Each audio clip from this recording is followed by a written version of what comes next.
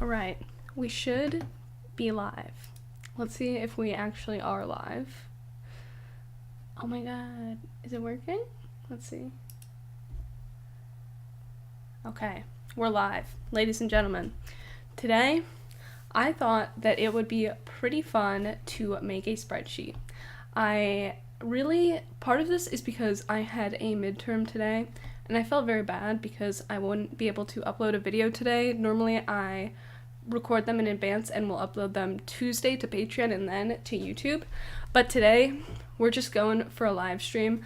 A lot of people have been asking me to do some live streams by myself, and I've actually been on one this week already with Pokenomics, and I'm actually going to be on another one tomorrow, which should hopefully be pretty fun. So what we're going to make today is a collection tracking spreadsheet. So I'm very excited to do this. I've never made a spreadsheet on camera before, so, I'm pretty nervous. These are some high stakes on here, But what we're going to do, also, actually, let me make sure you can hear me. So I'm very excited to do this. Okay, you can hear me. All right, epic. So we are going to be making our spreadsheet. There's a lot of things I want to include in this. So, DigiSmith says life is more important than Pokemon cards.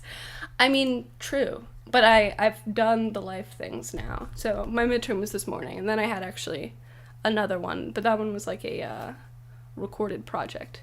So I'm going to make a list of all the goals. If you guys have any things you think we should be able to do with this spreadsheet, please feel free to shout them out in the comments. Obviously, the first thing is we need to be able to list the products. I think we're going to start with sealed because it's more uniform across the board. And then we are also going to want to include the quantity, the price, MSRP. I think also the price we pay, because obviously those two aren't always the same. Current value. We also want to be able to do date purchased. And I think I'll throw in date released for the pre-listed entries. I want to have the dream would be to have every main and special set common product listed. So I'm talking like ETBs, booster boxes. Hello, Gabriel, welcome to the stream. Maybe transfer to Google Sheets later for shared templating, group share. I will be adding it to Google after this. So I think this might be a Patreon exclusive thing. However, what I was thinking is as a reward to everyone who actually shows up to the live stream, that I could throw out a link at the end of it and have it be active for like 15 minutes or so, just so the people who were watching the stream would have access. And I don't think I'll finish this today because there's a lot I want to include, but this would be the first draft. Hello, Simon, welcome to the stream. So we also want to be able to calculate our ROI in absolute terms. And we also want to be able to annualize that if we have those things. So this is like for collecting purposes, but I want it to function as well, just to give as much data as possible. It's not that hard to include these things. Really, it's more work for me. I don't want it to be difficult for people to put in their entries, though. Pokephil says he's been building a sealed collection. You managed to keep a few dozen from your childhood. Wow, are you talking sealed products? Because that's impressive if you did. That's probably pretty valuable by now. So what else do we want to have here? I'm going to have everything broken out by block. So we're going to go Sword and Shield era, Sun and Moon. John says hello. Oh, thank you. Welcome to the stream, John. I'm glad you were sent here.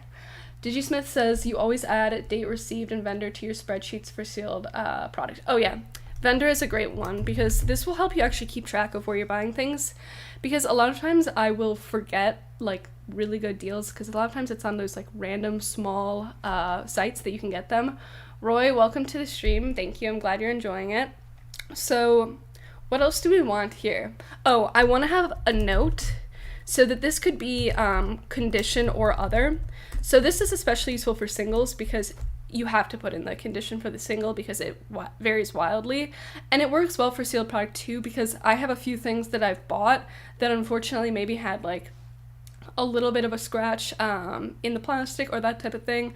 And I think those things are going to be helpful for you to keep in mind. Let's see. Pokephil says, unfortunately nothing sealed, all single rare hollows. That's not that bad either. It's still pretty good, especially if you have any first edition. I'm glad that, apparently some people have been waiting for this. I'm glad to provide.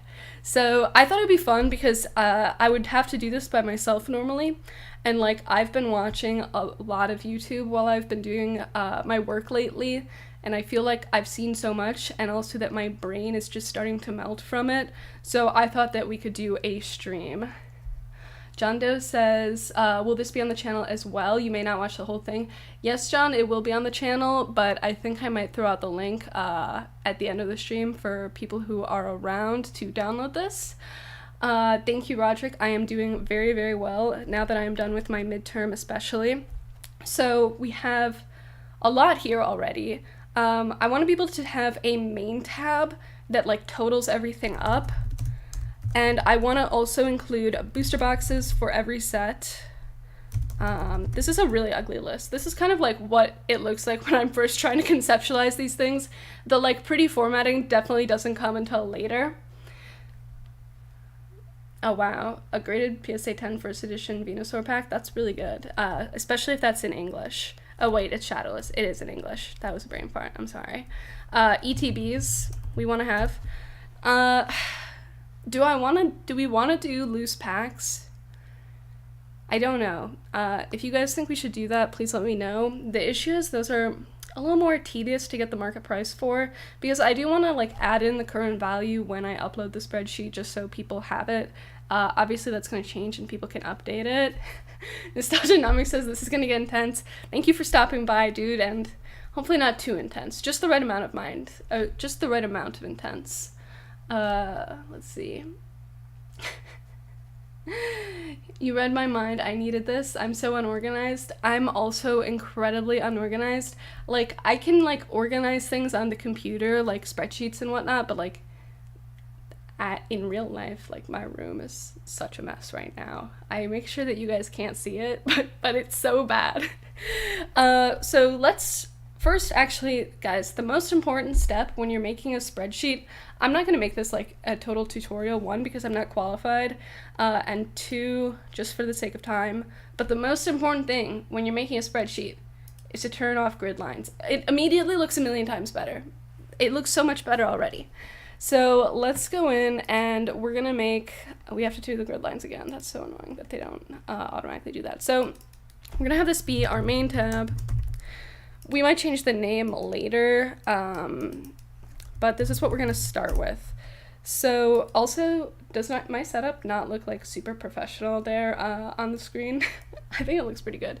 You can use price per pack for sealed product. I think that would be pretty good, yeah. Okay, so also, by the way, guys, I don't know if you guys have used Collector before. It's spelled like Tinder, so there's no R, so it's COLLECTR. I actually just saw it yesterday because one of my friends recommended it to me, and it's actually a very, very cool like app. You can track your collection. The shortcomings are that you can't put in conditions for singles. However, you can actually add grades, which is cool. Their prices seem okay. I think overall it would be good for a general trend. I don't think it's going to give you a very good, accurate, like, assessment of the value of your collection. Maybe if you're just putting in sealed, it would work well for that, because I'm guessing it pulls that from TCG Player. So for sealed, it's fairly consistent, unless you have some things that aren't selling a lot or pretty rare, because then TCG Player can vary a lot. So what we're going to do here is I'm going to break it out by... No, let's actually not do the main tab yet. So we're going to start with Sword and Shield, because that's the current era. And I think most people will have the most amount of Sword and Shield products. This wants to... There we go. So we're going to do Sword and Shield. And we have to get rid of our grid lines again. So we are going to have our products, and we're going to break this out by set as well. So let's say... we're going to go in order very quickly, so let me just pull up, I'm going to try and add in the dates as well. So this is going to be a very messy, rough draft, and we're going to refine it as we go. I also appreciate anyone who is willing to watch me make this spreadsheet. If you guys have any questions or anything, you can throw them out, and I will do my best to answer them to the best of my ability that I can while we are working on the spreadsheet. So we have Sword and Shield, obviously, first, is Sword and Shield base. And I could maybe work with one of my pre-existing spreadsheets, but I kind of wanted to start from scratch just so that this is kind of has its more original flavor and isn't exactly the same as the other ones. And also just, I feel like it's fun to see the like beginning to end process. So let's see, dude. The grid lines are just the worst. You can do some coloration. I feel like that's helpful. Okay, so we have Sword and Shield base. Now, I want people to be able to add custom entries because there's like no way I have the mental capacity to add every single sealed product ever, but I want people to be able to put in any sealed product that they have. So what we're gonna do is I'm gonna do the most popular products for every set. So we're gonna go with booster boxes. We're gonna go with ETBs, so elite trainer boxes. We're gonna go for, we'll do packs, fine. It's more work, but fine. And now, so let's just add a like hanging indent to these. I can't remember what the shortcut is for that. This is also not my usual computer, so I apologize if I struggle to do some of the keyboard shortcuts, which I very well might. So we have Sword and Shield base. Then let's go in. We could do build and battle too. That could be good, because I feel like people have a lot of those. Hello, Mike. Welcome to the stream. Thank you for joining. So we've got Sword and Shield base. Then we need to add Rebel Clash. And now we're going to add the next ones. Oops. I just pressed the wrong button on my computer, guys. So I'm really proud of myself for that one. Because these are in slightly different places, especially the Control and FN buttons. So we have Rebel Clash, we need Darkness Ablaze, of course. Vivid Voltage, iconic. You know, it would be really sad if I missed any of these. I would kind of be questioning my whole identity here. What else do we need? We're gonna say Battle Styles. We need Chilling Rain. The stadiums, I don't think we're gonna include Digi because they just started making those. I can go in and add, I might do the build and battles later, which I'll probably regret because it's easier to do everything in one draft when you're doing this type of stuff.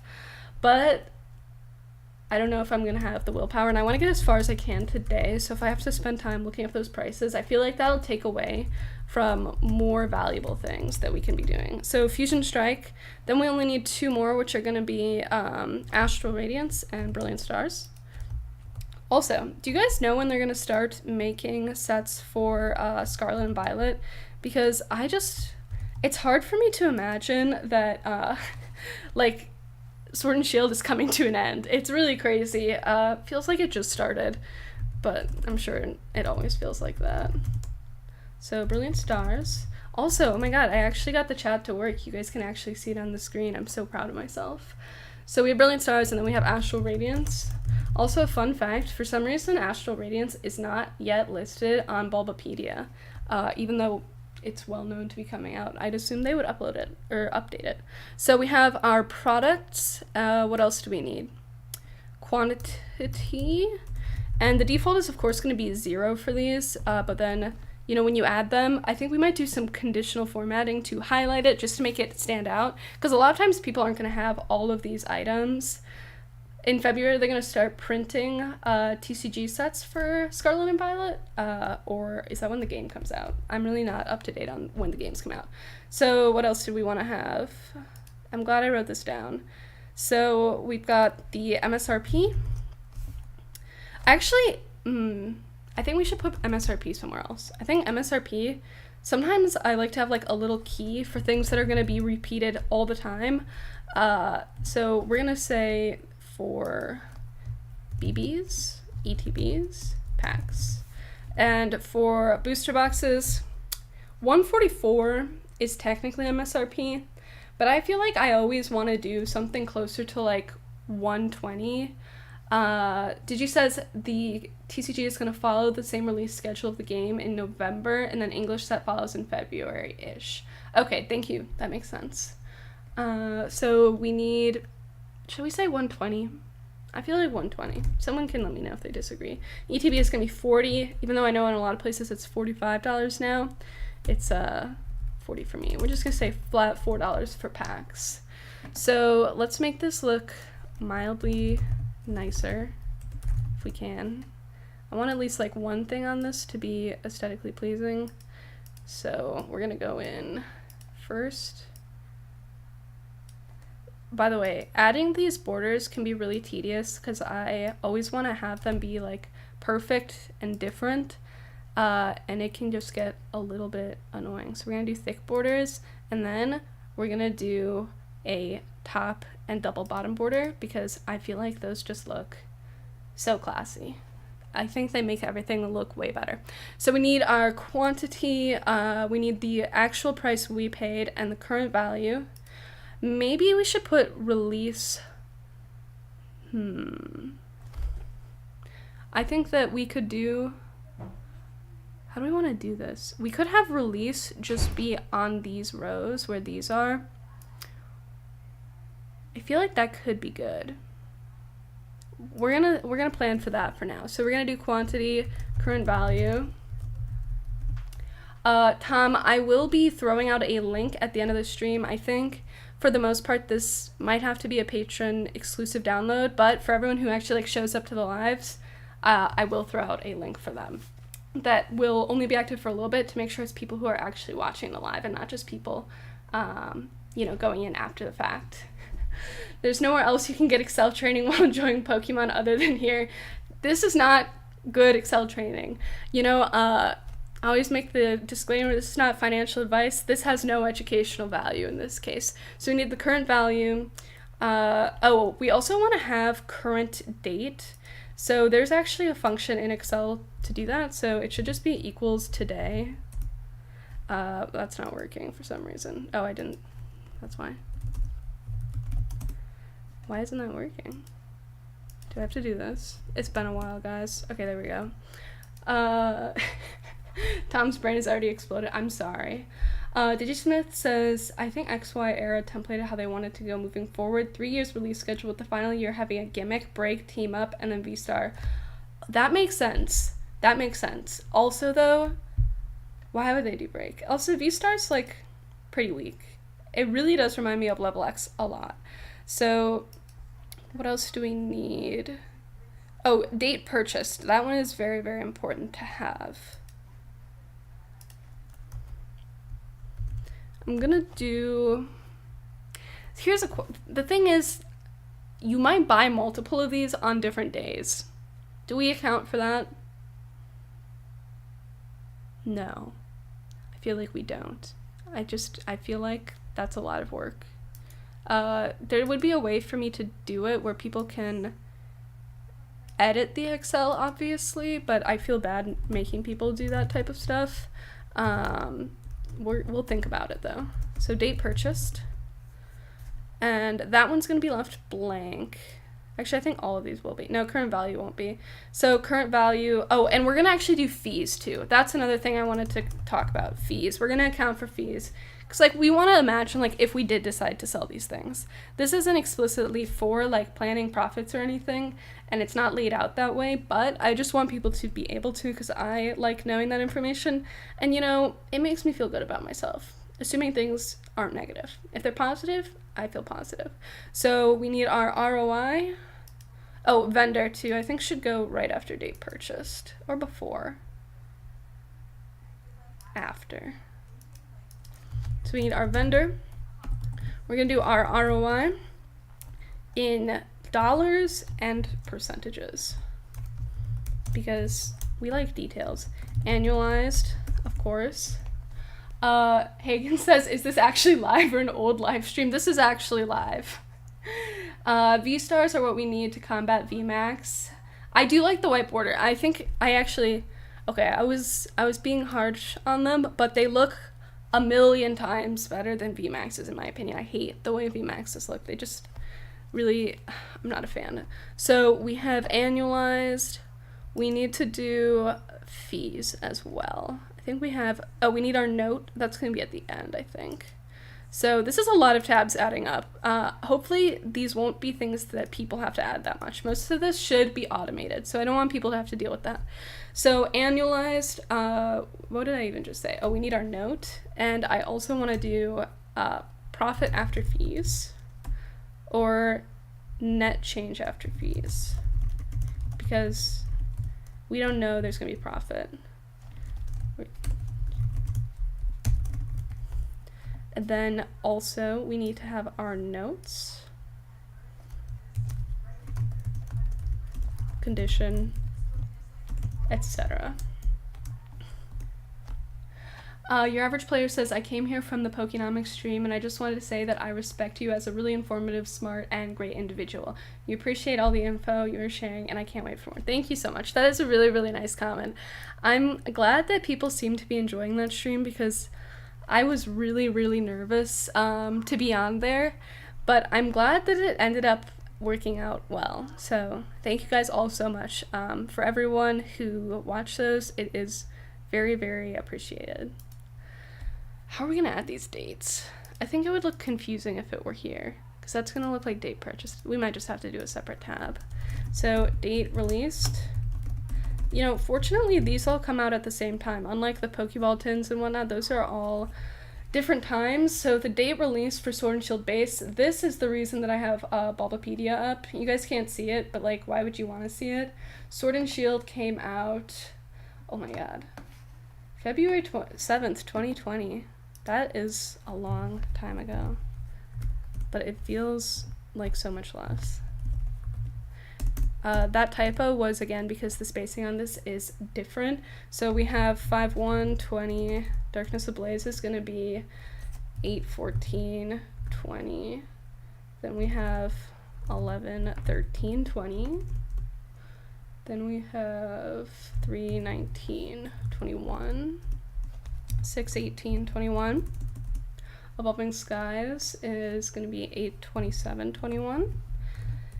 Fusion Strike is going to be November 12th, 2021. Brilliant Stars is going to be February 25th. If someone wants to tell me the date that Astral Radiance comes out, I think that it's May 23rd. Someone please correct me if I'm wrong, though, because I could. Pika Pika says, this could be a monthly update kind of thing, like an imaginary portfolio to see the month-over-month and average monthly returns. I actually want to do a community portfolio, which I always say. Once I get to 25 patrons, I will, just because it is a bit of an upfront investment. However, the reason I want it to be a community portfolio is because I don't want it to just be me buying things and then telling you guys, really. What I would really like to do is say we put in $1,000, and for all of the value that we gain, what we could do, I think that would be really, really cool, is donate the surplus. Hopefully we would go up in value. So this is like, if we go up in value, say the collection goes from $1,000 to $1,100, we could donate that amount to charity. I won't pull it out of there, so this is going to be coming from my personal funds, because I want us to be able to actually accumulate. If we're constantly selling it off, then we're not going to be able to do that, you know, if we're constantly taking away and withdrawing. But I would donate that. So I think that would actually be something that would be really, really fun. Pika says, you held yourself up really well despite getting some pushback. I mean, I don't feel like it was despite getting pushback. I feel like it's just like part of having a conversation, right? There's got to be some debate. I feel like it's really boring if there's not. And I enjoy a good debate, and even sometimes a good argument. That wasn't an argument. That was really, a lot of it's also just kind of getting into the nitty-gritty of your points, so that you can like really refine what you're trying to say, because a lot of times we have these ideas, but it's hard to say them in the most eloquent way possible until you really get questioned on it, right? Because, you know, there's a lot of nuance, and it doesn't always come out the first time you say things, especially because you don't consider what the, you know, opposite side might think. And I think we agree on a lot of things. But it's really just kind of getting to the fine points. And I think we ultimately came to the conclusion that like you can really collect or like invest or speculate in Pokemon in any way you want, because there's something that's going to work for everyone and it's always different. Okay, May 27th. Thank you guys, by the way. That was a bit of a tangent, but it was really fun. Roderick, or Digi says, if people are wondering, the international release schedule is different from Japan, most likely that it wants to follow the same cadence as Magic the Gathering, making a more predictable play season. That's interesting. You know, it's actually interesting to me that Pokemon would prioritize the play season, because they're honestly, like, not that player focused, I would say, in general. Obviously, that's not always true. So, did I even put in the price that we paid? I feel like that's the most obvious thing to put in. Okay, we're gonna have to add that. Price paid. Oh, I also want to have one that is total cost. So if you buy 4 of them, you know, 4 booster boxes for $100, your total cost is actually $400. So these ones we don't have to fill in. The total, though, we do, obviously. So this one is a very easy formula. We're just going to be multiplying these 2 together. So then that should actually be down here, though. So what we can do here pretty easily, this should actually be F2, 3, and E3.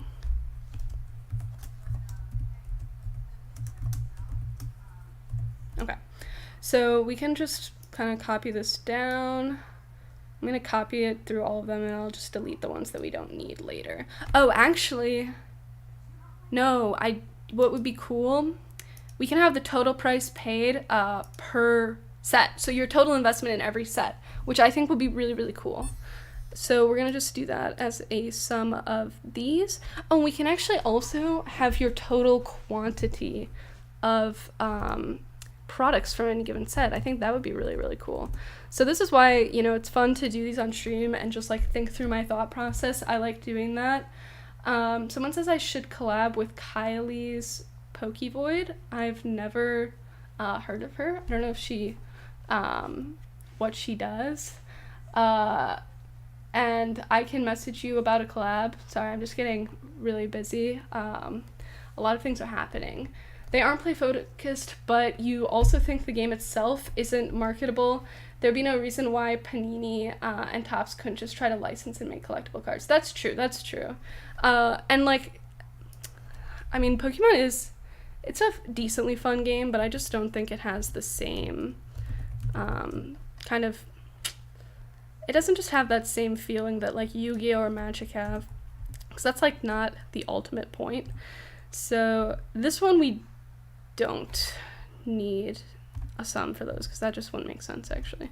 So we're just going to do this. Sum is the shortcut to just add up all of the things that you're highlighting. It's quick and easy. So we're going to go, and the total here we're going to have to do as the sum of the 3 below it. So we can actually just copy this formula over here. And now what we're going to do is, let's see, we don't have to redo all of this. So we're just going to copy this down. So this should repeat the pattern if I didn't mess it up. Yep, there we go. So we have this set up to go, and then we're going to go through and test everything to make sure it's all working correctly. Yeah, Digi says, I want to play Magic. I've been looking into it. It seems really fun. I made that video about it that nobody watched or liked, but I'm still gonna do it. It's still gonna happen, even if nobody wants to watch it.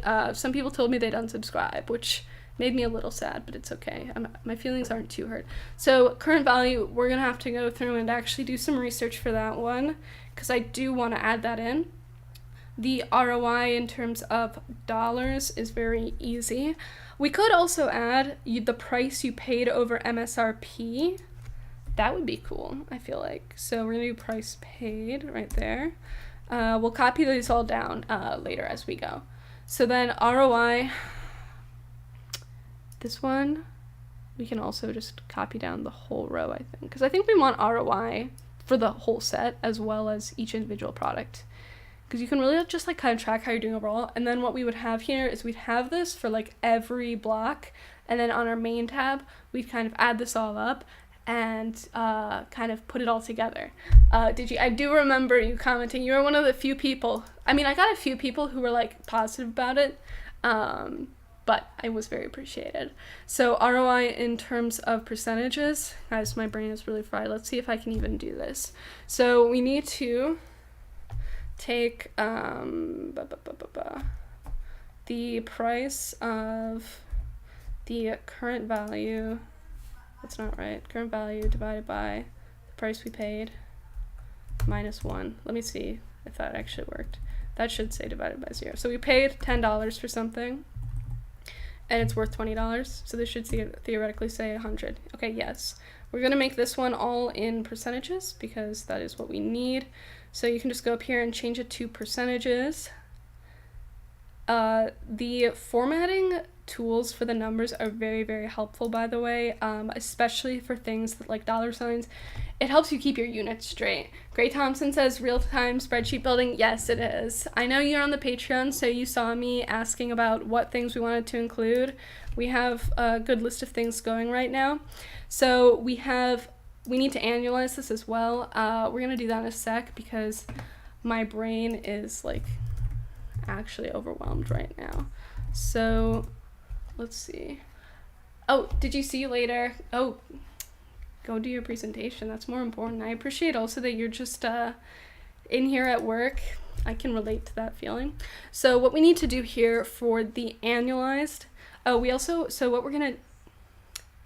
we need to do here is we need to calculate how long it's been since you've purchased. So now we have to add another tab, and this is kind of, you don't need a tab for this explicitly, but it's very helpful to have. So time since purchase.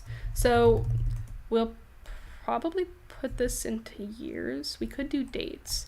So what we need to do here is we're gonna put in a date here. Let's say it's 1/1/22. And then we should just be able to take the difference between these two, and it should calculate that for us correctly. Yes, so that did work. And let's test this with another date. Let's say we're doing the 1st of, okay, so this is working, but we have it in days right now. Should we do years? Ooh, I feel like days. Maybe years? A lot of times people don't remember the exact time they purchase things, so years might be better because it's like looks less precise than saying exactly 123 days.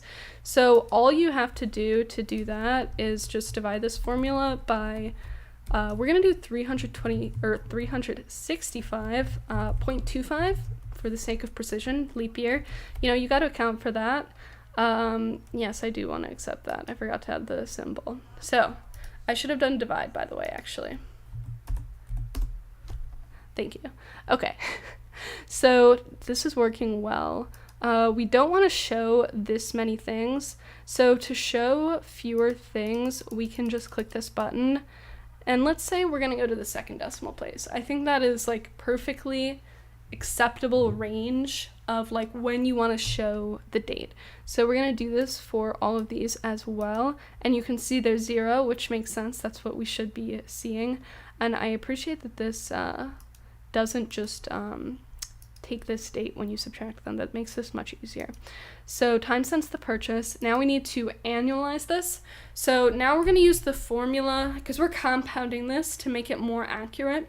Because if you annualize it without doing that, it's going to make the ROI percentage look higher because you're not compounding. So when it's not compounded, the percentage would have to be higher to equal the same amount if you were compounding.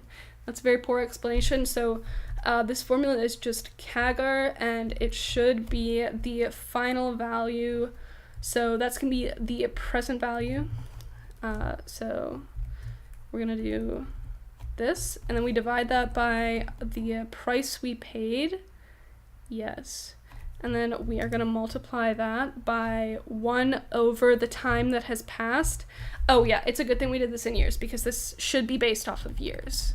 You can do it by date, actually, which is technically more precise than sometimes what I do. But for today, I think it will work well to just do this. So we're going to say the current value is $20 here. We're just testing this out right now. That's the purpose of this. So let's see. So this should be our annualized percentage return. I'm going to make this be over a year old, by the way, so that this can be a better test and make more sense. That works because it's been over a year and it's doubled, so 68% would make sense. That number doesn't make sense in real life because that'd be crazy, but it does make sense in the context of this equation. Be Purple Poker says Ava. Hello, that is my name. And no, it's not easy to build models while commentating, but I'm doing the best. Hello, welcome to the stream. PokeCal says months. You could also do months, really.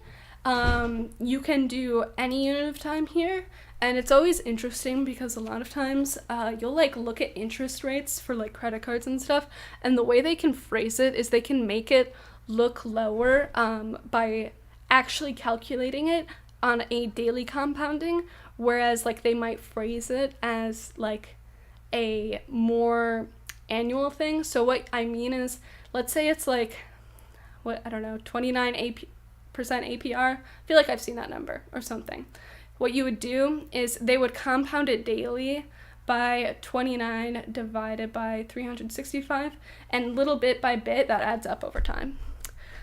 Thank you. Welcome to my TED Talk. So we're gonna do this, and then we're gonna do fees. So we should add our fees over here. This is why I always like to have a little key. Can you guys actually see that key? I just realized that might not be on screen. I'm so sorry. You guys have to tell me these things because I am using a lot more tabs than I was expecting. I have this cropped right now, so you guys can't technically see the whole thing. So we're gonna zoom out slightly, maybe. I can always fix this. There we go. You guys should be able to see it now for sure. Am I buying Ghosts from the Past 2? I will most likely be buying it. Probably just to open though. So we need our percentage fees. So we're gonna do platform, shipping, and for shipping we're gonna lump together the cost of like selling something with also the like materials. So that's like the shipping fee and the materials are just gonna be lumped together. We're gonna do 12.75% because I believe that is TCG Player's fee as of right now. Can there be a separate tab for Entei items? Well, there will be on mine, but I mean, we could make that, but I feel like it's gotta be at the bottom of the barrel. I would do that though. And like, guys, my Entei collection is like pretty good. I've got almost everything. I wanna then go through and get every pack that was ever printed that has Entei on it, and then I'd probably have to get the blister version too, which does add to the difficulty. So for shipping, should we just say a flat $8? The sad thing is that that doesn't apply to packs well. Actually, we'll just do a separate tab for packs then. So we can just do shipping. We'll just call this pack shipping. And pack shipping we're gonna say is $4. No, it depends on really how much you're paying. So like I have some bubble mailers that I bought in bulk and it worked out to like 9 cents per, but if you buy them individually it's a lot more. So, but we'll say $3.50 because we're responsible. Pika says I should make a video of my collection. I will, but I want it to be like complete, you know? I'm still missing a few cards. I'm missing like a semi-decent amount of the like non-chase ones, like the I don't know if I have a regular Entei EX that's not the early gen, but the one from Dark Explorers, I think I do, but I might not. There's a very decent chance that I do not. So we also need to go into our change minus our fees. So this also we can take. So we can just copy this over. So now we're gonna do our change minus our fees. So we need to do current value minus the price we're paying. And then we actually need to put this into, I didn't even press enter. I don't think I did, at least. Unless I don't like this keyboard, guys. I'm gonna be honest. It's spaced very weirdly. So we're gonna do this, and we have to multiply this by the 1 minus this. And we want this to be the same for all of them, so we're going to do a keyboard shortcut, which is going to be F4. So on most computers it's going to be FN F4, but another reason I don't like this one is that it's just F4, and to press FN is to do other things, but it is just like that. So that's going to keep that in the same spot for all of these. And then we are also, after that, going to have to subtract our shipping costs, and we're going to use that same F4 shortcut for this. The dollar signs mean it's going to lock in place, so it's not relative. The default is for it to be relative, so if you copy something a cell lower, the things it will pull from are going to be from that lower row as well. So you can see a lot of our profit got eaten up just from that. So we can copy this exactly to these two. And then this one, we're gonna have to change this one, the P19 to be P20. So that should work for that. And then I'm gonna put in test values for all of these and then copy it all down. What's my favorite Entei art go? I like Dark Explorers a lot because it's just so nostalgic for me.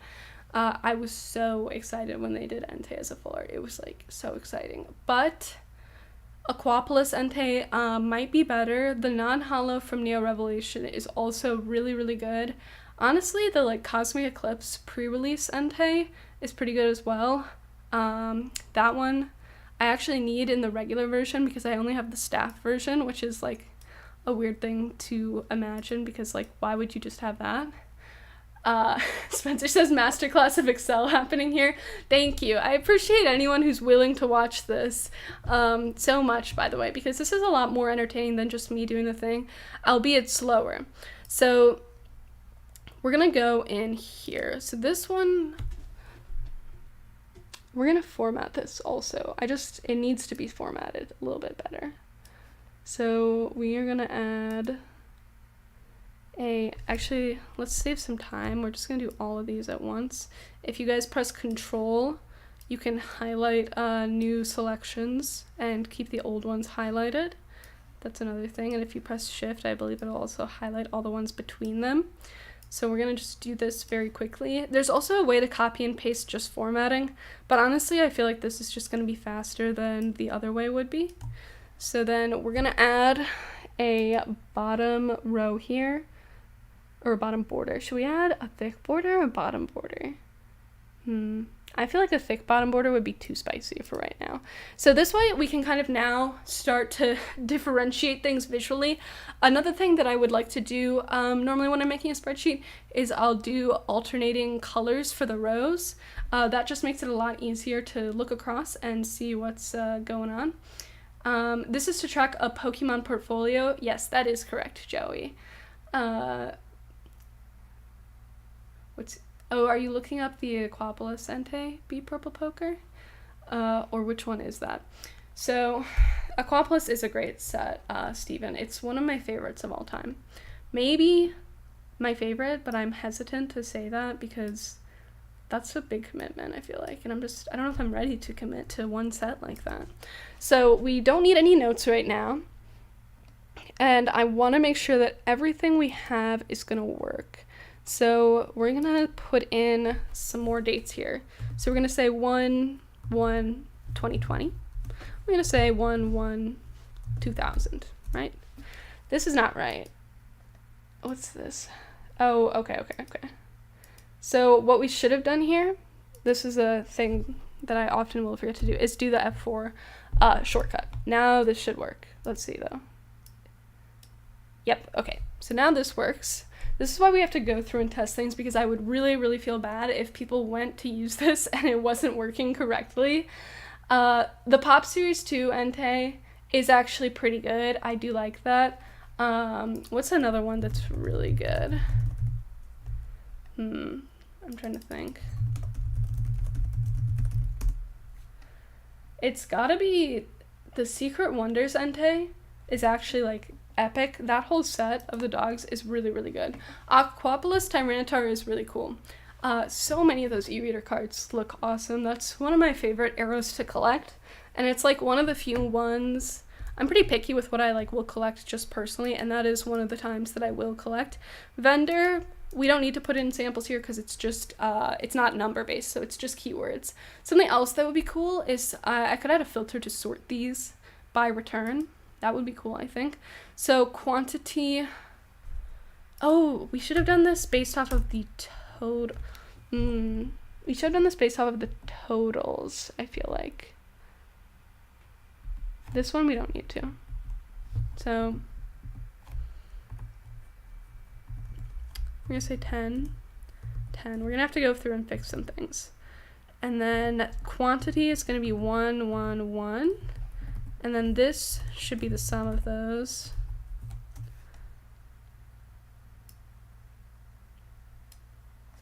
Okay, so that's correct. And then we need, this should be correct. Yes. Then we need the current value. So the current value would be $20. Oh, we actually, this is the current value of an individual one. So that should be noted, right? Okay. Let's actually make this quantity like 2 and 2.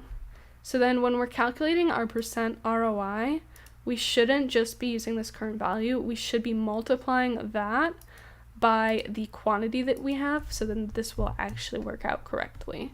So the quantity that we have is going to be 2 for this one, and that says 300%.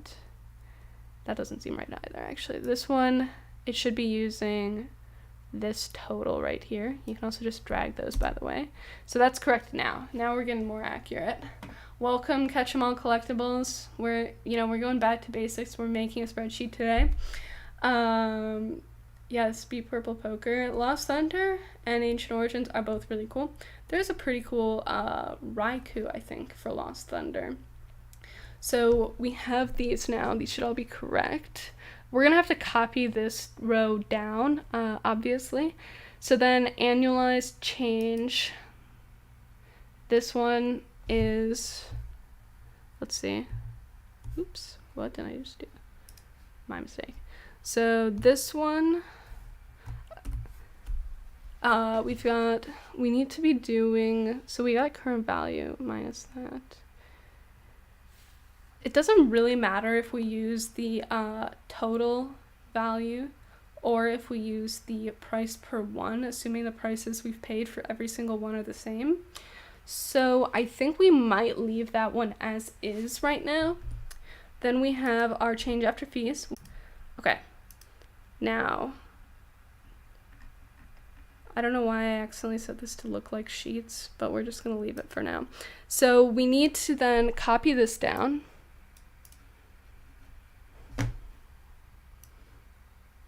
And then we're just going to copy that down. And this should all work correctly. Actually, there's one thing that we need to change about this, which is going to be this one right here. This should go back to being Q20. There we go. And then what else do we need to do? So this is our change after here. We should just probably take the sum of these, actually. We're going to just take the sum of these. But then this is going to be accounting for, should we do this in terms of individual products or all of them? I don't know which would be better. So we're going to make this a sum. What is the best thing to do? What does the -1 at the end do? It gets it into the right units. So this, if you just take the difference, it's going to give you the percentage. So it's like worth 150% of what it was, for example, but then you subtract the 1 and that shows you that you've gained 50% in value. Because if we didn't have the 1, this would say 200%, but that just means that the current value is 200% of what you paid. This will actually show you what you're gaining. So like what your return is. Because like if it were the same price now, and so it was like 1/1, it would show you had a 100% return when really your return was 0.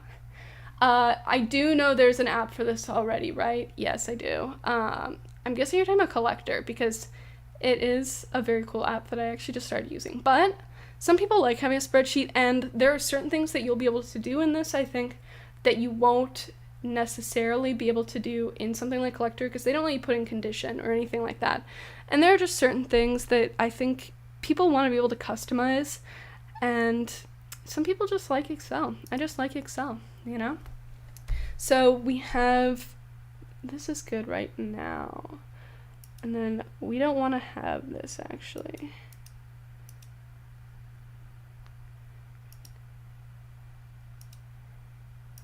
Why is this? I don't know how to get rid of these little lines, unfortunately, because I accidentally like misclicked. So we're just gonna keep going. Okay, we've got all of these correct. We want to make sure that these are all perfect as well. I don't think we should have a price paid here. We could do an average price. But then do we do a weighted average based off of how much you're buying of each? I don't think that would be good, because if we're doing packs, I don't think a weighted average would work very well.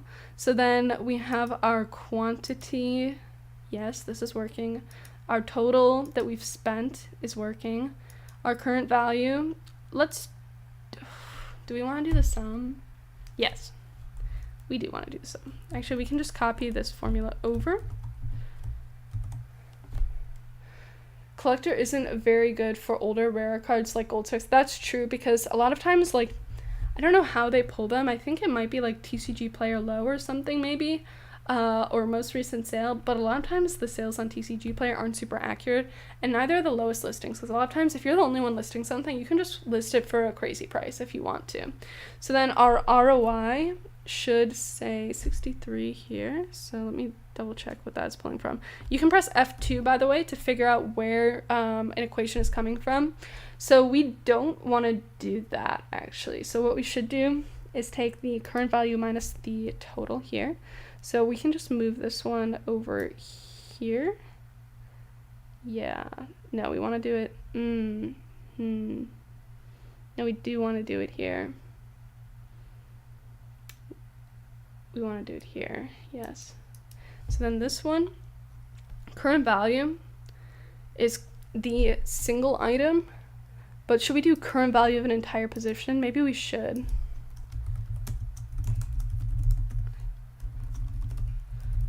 These are going to get renamed, by the way, I feel like, because this is just like, this is rough. So we've got current value of the position, which is going to then be, we'll do these ones first. So this should just equal this times the quantity that we have of them. So that's going to be $40. Yep, that makes sense.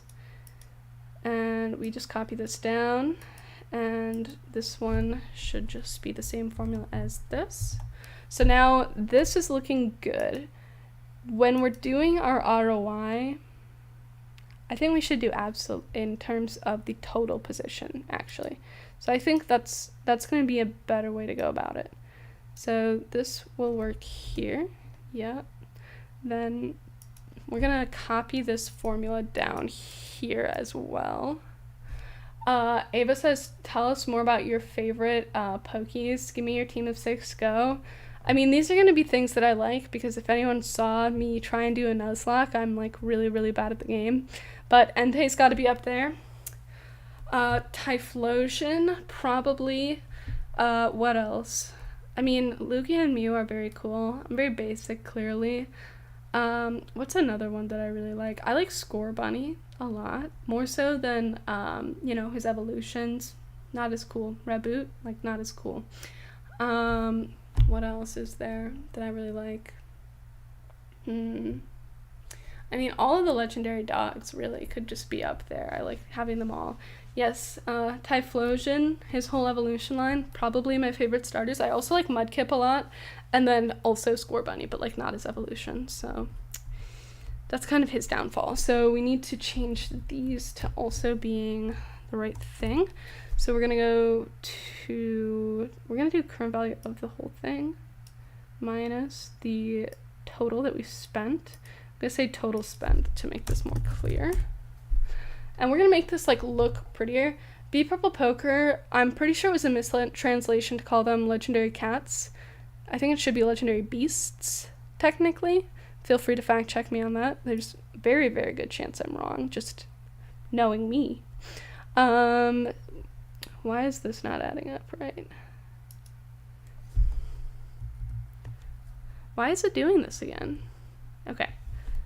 It's because I keep pressing FN when I don't need to on this computer. So we need to go fix this. So current value of the position, yes. Our ROI here, oh, it's because I didn't copy this down. There we go. Those should all add up now. Yep, they do. Then we want, you also like mudkips. Purpley ones are nice. Mudkip is very cool. What is my thought on Excel versus Google Sheets? I appreciate a lot that Google Sheets is like actually free, but I can use Excel for free thanks to my university, and of course like at my job we use like their desktops and whatnot, so I don't have to, I have like a remote desktop because I usually like would work remotely, so I didn't have to pay for it in either case. I don't know the shortcuts on Google Sheets quite as well as Excel. I don't know if, I'm sure most of it is the same, but I think there are a few features that Excel has that just like Google Sheets doesn't have. But if people would like, I can switch over to using Google Sheets to make these things. If that makes it like more accessible for people to use, because I do want people to be able to use these. You know, when I upload them to Google Drive, you can just download them and open them as a Google Sheet, and I think usually it works pretty well, but sometimes like the formatting will just be a little off and it won't look quite as pretty. And the prettiness of the spreadsheets is very important to me. So, okay. We should be reconnected. I accidentally turned this computer onto airplane mode. I'm very, very sorry. I hate this computer. Okay, so, my mouse is reconnected. Like, I was panicking because I thought my mouse had died or something, but I just turned on airplane mode. I feel really stupid. Thank you for tuning in, Bulba Squad, to join the stream. Today we're just making a collection tracking spreadsheet.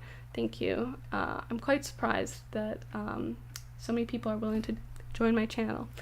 But also, like, guys, you really need to question my intelligence when you see these types of technical difficulties, because that was just entirely my fault. But what I was saying, I don't know when I got cut off, we need to multiply this by the quantity. That's the simplest way to do this, and I think a pretty good one. So this is like if we sold all of them, right? Okay. And then that's still not a lot. Did that actually work? You can press Control Z, by the way, to undo, and sometimes Control Shift Z will redo, but sometimes it randomly doesn't work for me, which is really annoying.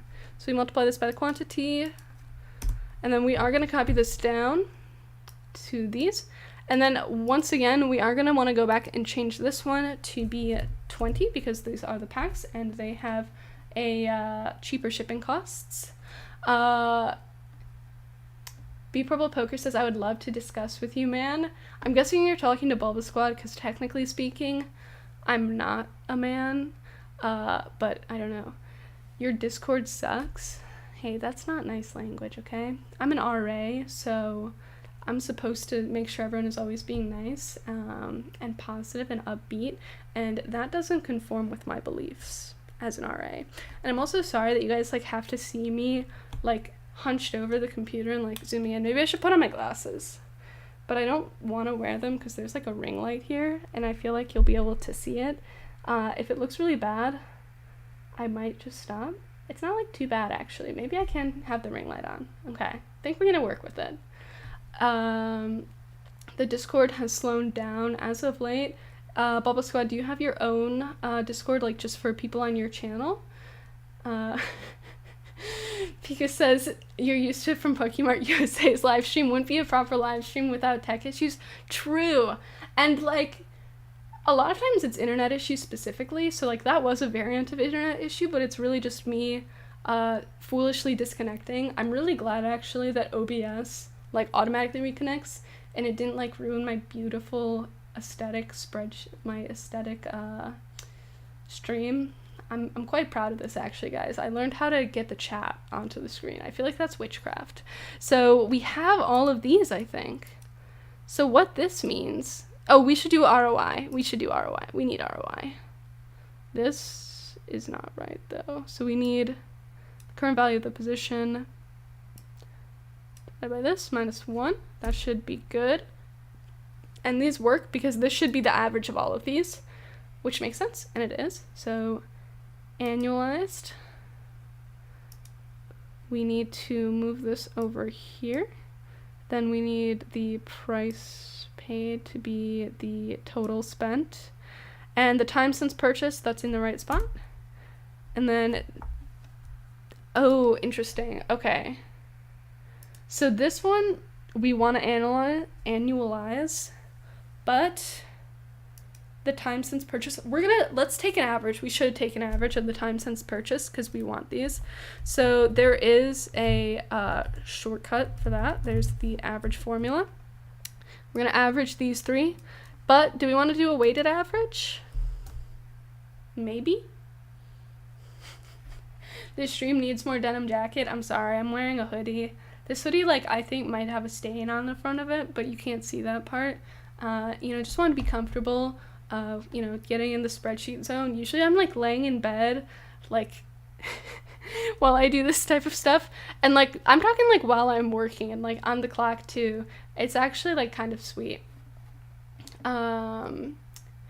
You slowed down your uploads and it was a domino effect, but you're starting to ramp it up. I was running into the problem of runtime, so I ignore time and instead make it dense again. You're talking about runtime of your videos, because I can feel that. I feel like my videos range from 6 minutes to like 30. And I don't think most people want to watch a 30-minute video where I'm like going through a PowerPoint talking about why saving money is important. But those videos I think are fun to make. So I feel that pain. It's hard to choose what the algorithm wants versus what you want.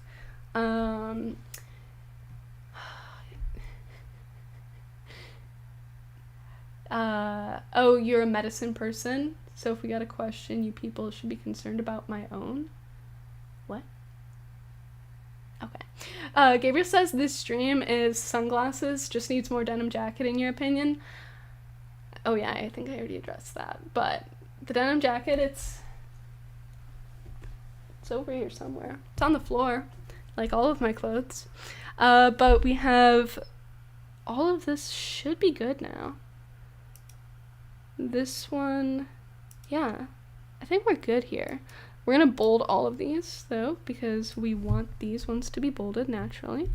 So I think this is looking pretty good, actually, guys. Oh no. Okay. Control B. So, Andrew asked, do I invest in singles or mostly sealed as it seems by your spreadsheet? So we're doing sealed first because it's going to be the most universally useful, because most people have some amount of sealed, whereas, you know, everyone has different singles. It varies so much, and this way I can have as much as possible in the spreadsheet that is as universally applicable as possible, which is the goal, because I want people to be able to use this. So this should also be bold. God, I hate this keyboard. Okay, bold.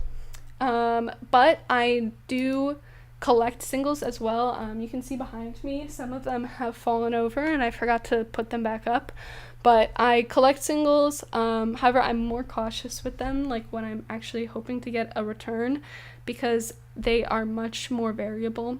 So most of the time, if I'm just, you know, if I'm thinking about the return and really trying to prioritize that, I will go for sealed product over singles.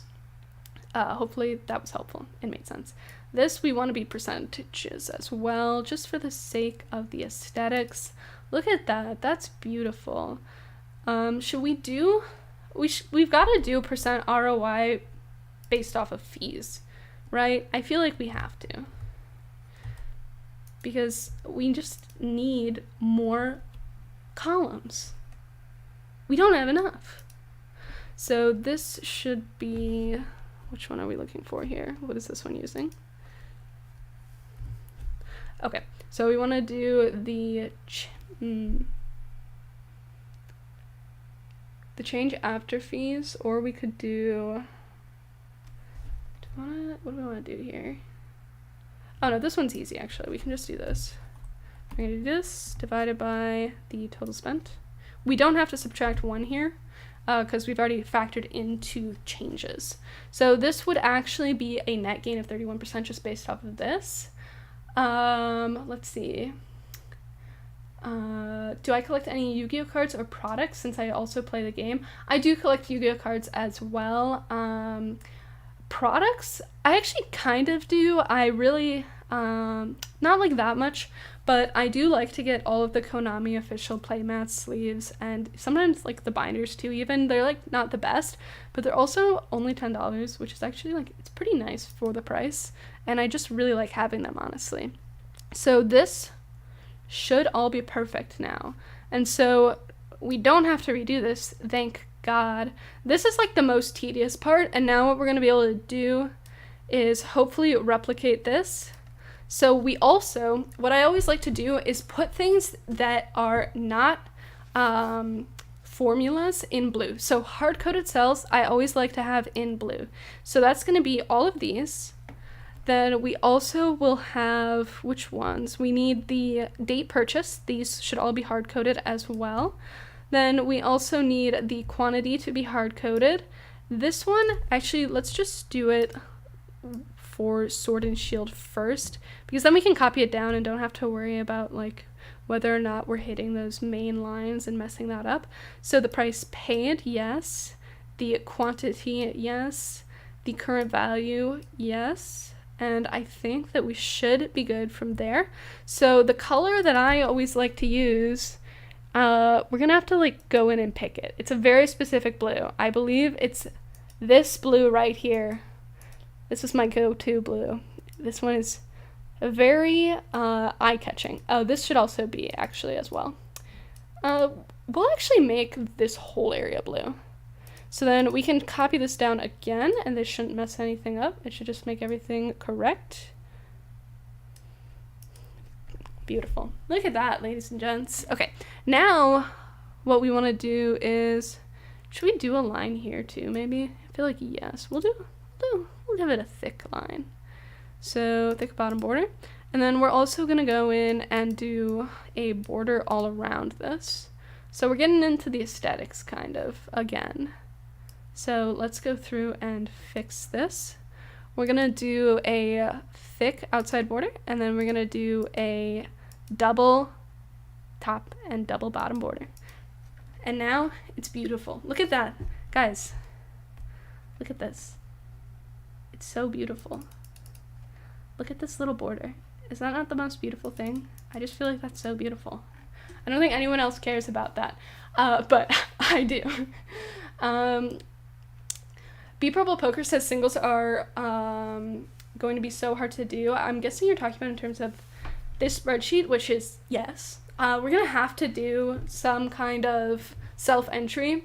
I could pull all of the data from TCG Player, which would actually work well for modern sets. I don't know if any of you guys saw the videos I made about expected value for Brilliant Stars, and I think I did Evolving Skies.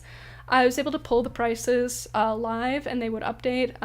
That's something you can do with Excel, but the issue is that the TCG Player market price, which is what we would be able to get, is not reliable for old cards, and it wouldn't account for condition, whereas new cards, almost always, they're going to be near mint, so it's less of an issue.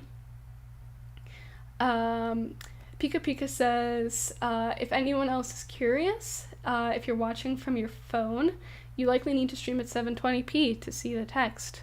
There you go. I'm sure that's helpful rather than just seeing some blobs. We can zoom in a little, actually. Maybe we should just zoom in. Well, now it's a little bit bigger. I feel like we went back to it being bigger. Let's see. B Purple Poker says that he loved the video about the 4 types of Pokemon card people. Thank you. I appreciate it. That video was really long and rambly. Andrew says, random question, but do I have an opinion on English versus Japanese cards for investment by chance? So if we're talking main set cards, I mean, there's exceptions, right? But if we're talking like main set WotC era cards, I would personally go for English.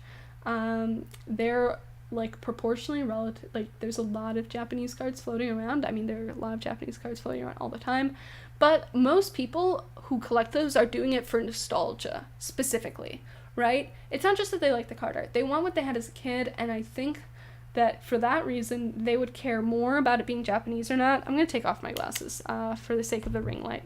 But they would care more than people probably would about modern, and some people still just prefer English over modern. But for that, I think a lot of the people who are going to be spending big on those would probably prefer English. Where do I go for sealed product normally? I go to quite a variety of places. It depends on whether it's like very new or old. If we're talking like sealed vintage, Heritage Auctions is where I buy that from. You can get, like if you're buying packs, they will tell you the weight, and it's very trustworthy in my opinion, more so than an eBay seller. There are many, many different sites though that I shop on. I think Zulu is probably one of the best ones. Zulu's Games is probably one of the best ones though for modern sealed product, just as a general rule. So I think we're mostly done here with this. This is bothering me though, so we should make these more uniform. So what we're gonna do here is, I like to center things to the right hand side. So opposite of what you do in writing. I'm also just gonna condense this down slightly, and that make it easier for you guys to see. Vendor, we can't make smaller. Quantity. Total spent. I'm afraid of making these too small. We're just gonna call this CV. No, current value, because I want to be clear what it is to people. Current value of position can be smaller. ROI. Let's make these all. We're gonna have these ones all line up on the left though, for consistency. So this one I feel like can be smaller. ROI percentage can also be smaller. Annualized, sure. Change after fees. ROI percent minus fees. Notes. I think we're good here. I think we're good on this one. B Purple Poker says Japanese vintage is odd because remember it guaranteed a holo per pack and also 60-pack boosters, so the price runs or the print runs in comparison to English vintage holos is really weird. Also, Japanese is a lot less liquid than English in general, but Japanese in general have a better card quality, so the gem rate and grading is a lot better than English. That's very, very true. And so that's also why if you're buying Japanese, I would only ever buy near mint or mint, unless you're buying a lot. I do buy lots, and I actually like to buy Japanese lots from Bai. So we have our first tab here. We're like actually done with, this is like a big chunk of our work already. So I'm very, very happy with this actually. So now we're just gonna make a copy of this, and we're gonna move at the end. We're going to create a copy so that we're not redoing this. And now we're going to do sun and moon. So let's see. People are saying so much. It's hard for me to keep up with the chat. It looks like column O doesn't consider the fees. It should. Let me double check. Yeah, no, it's accounting for the fees. So this is the change after fees that we're getting. So this is the absolute ROI percentage, and so it makes sense that this one is a lot lower. So I think that one is okay. But if I'm wrong and misunderstanding this, feel free to correct me. Bulba Squad asked why I decided to start up a channel. I feel like so many people always wanted to like make YouTube videos as a kid, and I think I might have even uploaded like a few videos of me playing Minecraft as a kid. I don't know if they're still anywhere on the internet, and if they are, I hope nobody ever finds them because like that's cringe right there. But I don't know, I love talking about Pokemon, and it's hard to talk about it in real life with people, and Yu-Gi-Oh as well, just trading cards in general, because I don't know that many people in real life who collect or like to play. So I kind of wanted to make videos about it, and I've just been watching, I've been watching videos of this like since middle school, that type of thing, maybe even like late elementary school, I don't know, and I don't know, I always wanted to give it a try, and I felt like with these videos, there's something that I can contribute maybe that isn't something everyone else is making. There aren't that many channels that are focused on the analytical aspect. Obviously, I'm not the first, but you know, it's less common than like pack opening. I tried doing that because I didn't think anyone would actually want to watch these, but I'm very glad that they do. What else are people saying?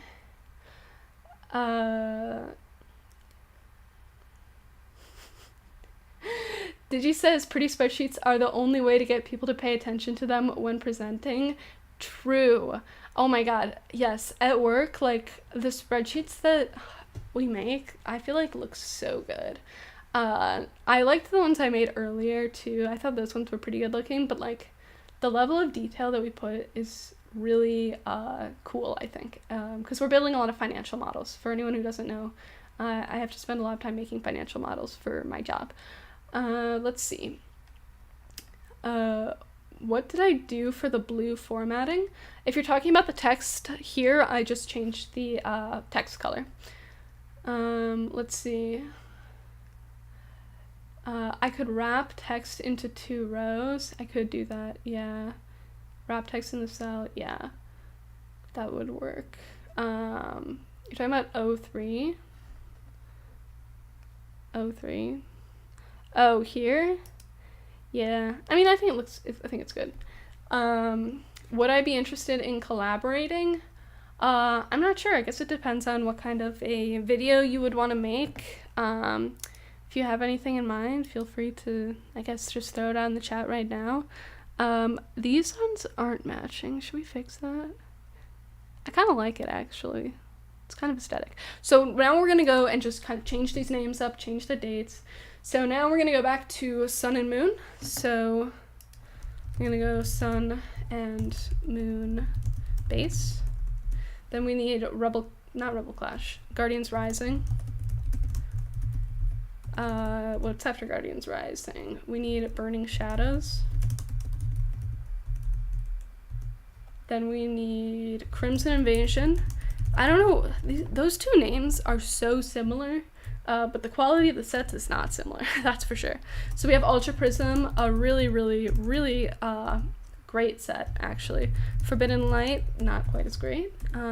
We have Celestial Storm, very cool ETB that I should have in the background somewhere. Then we have Lost Thunder. Well, also, I don't know how many more sets there are of Sun and Moon right now compared to Sword and Shield. We have Lost Thunder, then we need, Team Up, yes. Great set as well. Then it's Team Up, Unbroken Bonds. Unified Minds, I know off the top of my head. Okay, we need to add a little bit more space for these two. So we're just gonna copy these right over. Control C. Oh, the annoying thing here is this. This is wrong. This border here. What we could do is just undo that. And then what we're gonna instead copy is 3 of them, right? And then we're gonna paste them here, and that should deal with that. There we go. Then we copied this. So Team Up, it should, instead of Lost Thunder here, it should be Unbroken Bonds again. Then we need Unified Minds and Cosmic Eclipse. One of my favorite modern sets of all time. So good. Okay, and now I will check the chat again. I'm sorry for having to take a break from looking at it. So let's see. Korokoro is really great. So there are so many amazing Korokoro cards. Beef Purple Poker says to the Bulba Squad that he is down to collab anytime. So Bulba Squad, there's definitely someone here who's ready to collab with you. I think I saw him, weren't you also in the chat for Pokemart USA saying that you should be in a call? Or was that, you were saying you should be in a call with like Pokenomics or something? Louis asks, I'm guessing it's Louis, or is it Lewis? Asks if I play Pokemon Go still. I do not. I've thought about it, but it just feels like it would take a lot of time out of the day, and, you know, I'd have to spend a lot of time outdoors. Digi Smith says, going back to play season, not including holiday sets, there should be 12 sets per generation now. Okay, that makes sense. Oh, we have to add the special sets too, but we'll do that on a separate tab, I think.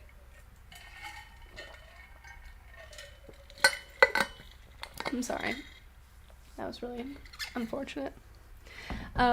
So we have all of these. We need to put in the dates. That's what we have to do next. So let's add in our dates. Oh, this isn't bolded for those. That has to be bolded. That's upsetting. I can't believe I missed that. I'm ashamed of myself, honestly. It should be bold. Okay. These should also be bold. So there's the shortcut for bolding, anyone, if you don't know, is Control B. So there's a fun fact for you. So the date released for Sun and Moon, we're going back to February 3rd, 2017. Then we have Guardians Rising is Feb 5, 2017. Then Burning Shadows is going to be August 4th of 2017. Then we have November 3rd, I think. Yes, November 3rd of 2017. Ultra Prism is going to be February 2nd, 2018. Forbidden Light. So I'm just saying this also for my own sake, so I'm sorry if it's really annoying for everyone, but we're going to say 18 here. Celestial Storm is going to be the 3rd of August. Lost Thunder is November 2nd. Team Up is February 1st, 2019. My god. It's hard to believe it was so long ago. It really wasn't that long ago, though. But, like, you know, when you're a fetus, a month even feels like a really long time to me, guys. August 2nd, 2019. Cosmic Eclipse, our final set, is going to be November 1st, 2019. Let's see.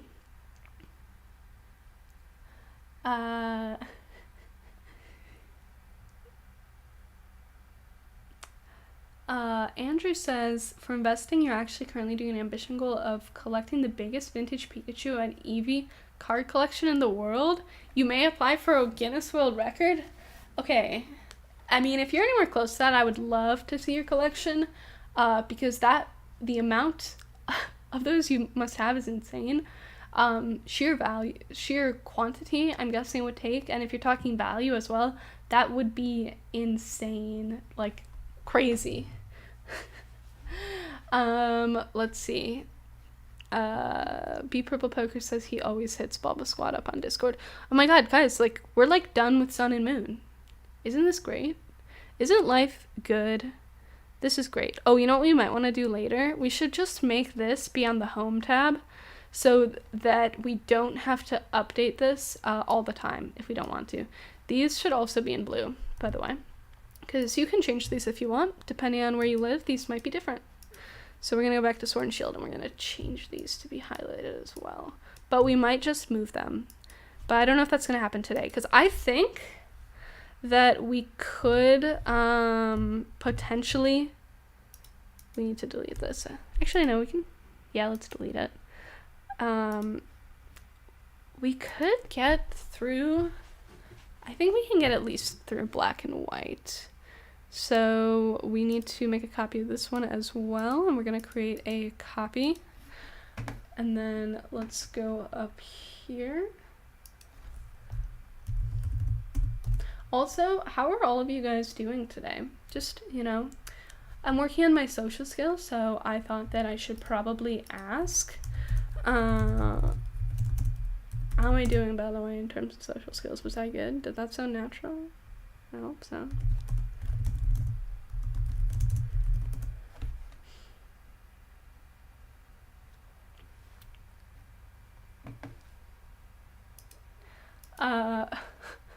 B Purple Poker says, it's pretty sad, man. I remember when certain channels were small and the discussion was a lot better. Now all these 1 to 4K sub channels want to collab, and it's just becoming the B or C tier pokey. Oh, investment space. I'm sorry, because I'm in that category, and like, I've been doing a couple collabs. I'm sorry. But in my defense, I'm not an instigator, you know, but if people offer, I'm like, sure, why not? Andrew has 2,000 vintage Pikachus and 2,000 Eevees, and you're trying to reach 10,000 each? My god, that's actually insane. Are you buying specific ones?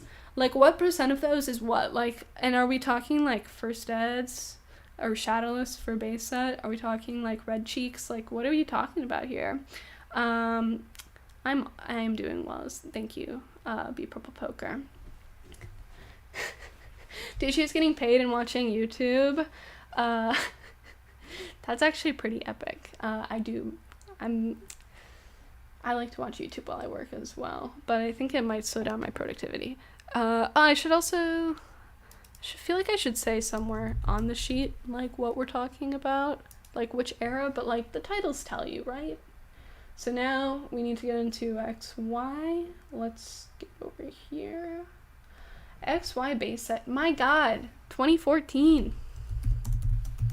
Guys, that's so long ago. We've got Flashfire. That's not how you spell that. Flashfire would be the Hobbit Pokemon card set. Furious Fists. Phantom Forces. Primal Clash.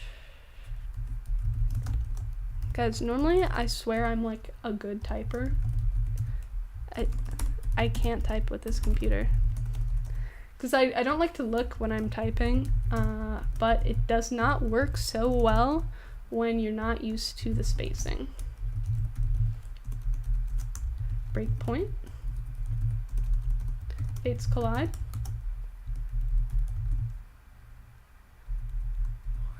Steam Siege. Evolutions.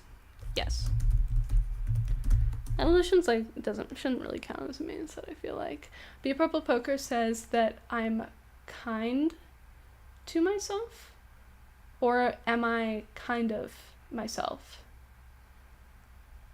I don't know which.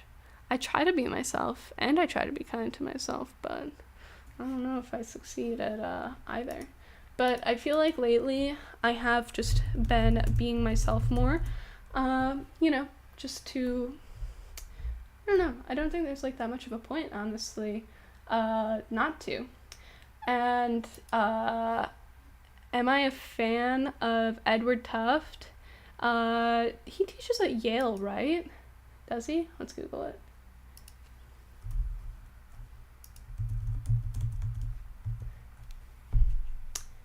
Oh, yes. Yale University. I'm not, like, a particular fan of him. But, like, also, I almost applied to Yale, but their financial aid wasn't very good, so we don't talk about them on this channel. I'm kidding, by the way. I mean, not about the almost applying part, but there are no hard feelings, because I got my, my scholarship, so, yes. I don't know why people are willing to watch me do this. It's really... I'm not very entertaining or funny.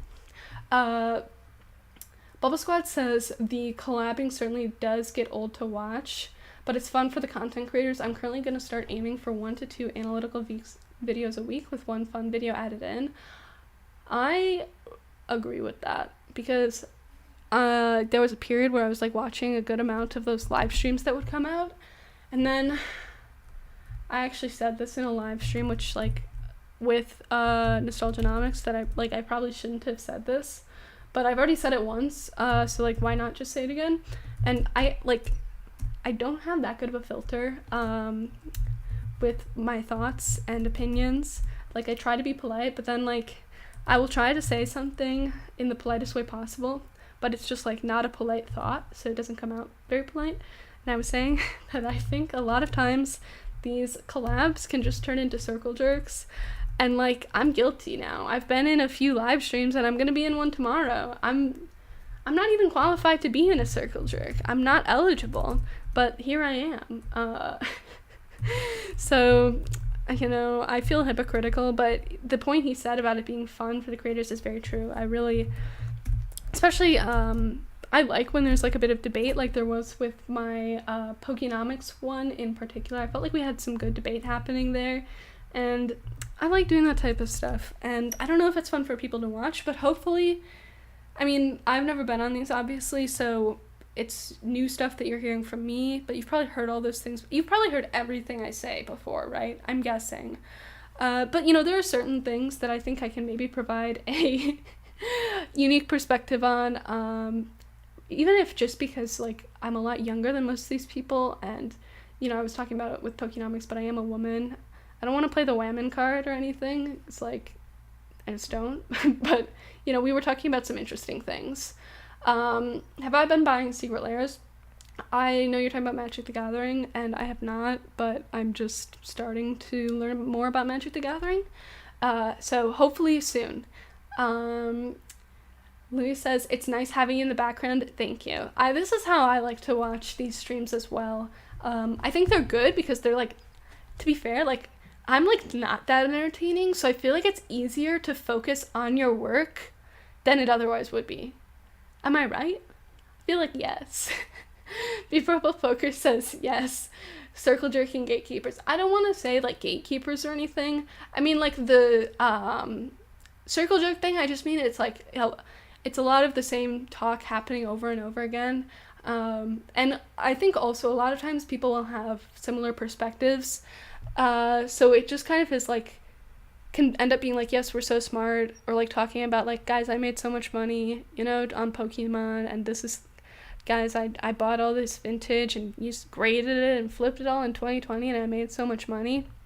I don't know, I don't like to talk about that type of stuff too much on my channel. Bubble Squad says, don't worry about filtering yourself. You truly believe this hobby has too much niceness. Everybody filters what they want to say to be polite.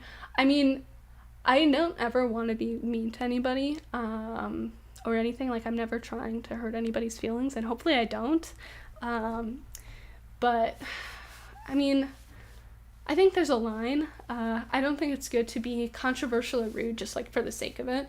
But I think that I don't want to agree with people on things I disagree with just for the sake of it either. You know, so I think there is, like, a fine line there, and hopefully I'm, like, treading on the right side of it. At least definitely just, like, not on the wrong side of it. So, you know, hopefully it's okay. Digi says he's fine with collaborations, but it would be cooler to have discussions with collectors and investors of other hobbies to compare and contrast hobbies, just to see if you can transpose it to Pokemon. Digi, if you like that type of stuff, you could check out the Geeked Out Collecting podcast. It's something I listen to occasionally. I do get kind of bored listening to it because the episodes can feel a little bit repetitive, but sometimes they will talk about things that aren't just Pokemon. I think it was originally not even intended to be Pokemon, but it kind of turned that way. But they will still have people in other hobbies, or at least, like, other collectibles on there pretty often. So I do like that. So that is one recommendation that I can give you. Guys, we're already moving to black and white. We're, like, actually killing this. I'm also going to want to go through and change all these to be 0, I feel like, for the quantities. Let's see. Pokemon says, for sure, Boblin, that's why you watch Cool Trainer Ryan. I've never seen any of his videos. What type of videos does Cool Trainer Ryan make? Because I would definitely check it out if they're, like, the type of videos you guys think I would like. Bubble Squad says, when we allow some level of criticism and get into heat, things can come to life rather than being drab. I get the whole younger thing. I was 20 when I started doing this YouTube thing. Yeah, I mean, it's, like, it's interesting. I don't know how long ago you started, but, like, I feel like when I talk, I don't really want to give, like, I have, like, my personal experience, but I just, because I'm younger, I feel like I'd rather just focus on the data, because I think I can offer a lot more there, because I, like, when, like, 6 years ago, I didn't have that much disposable income at all. I was, like, working as a camp counselor, making $8.50 an hour. I was buying Pokemon cards and keeping a few things sealed, but, like, the quantity just was not the same as a lot of these other people, which is very, very impressive.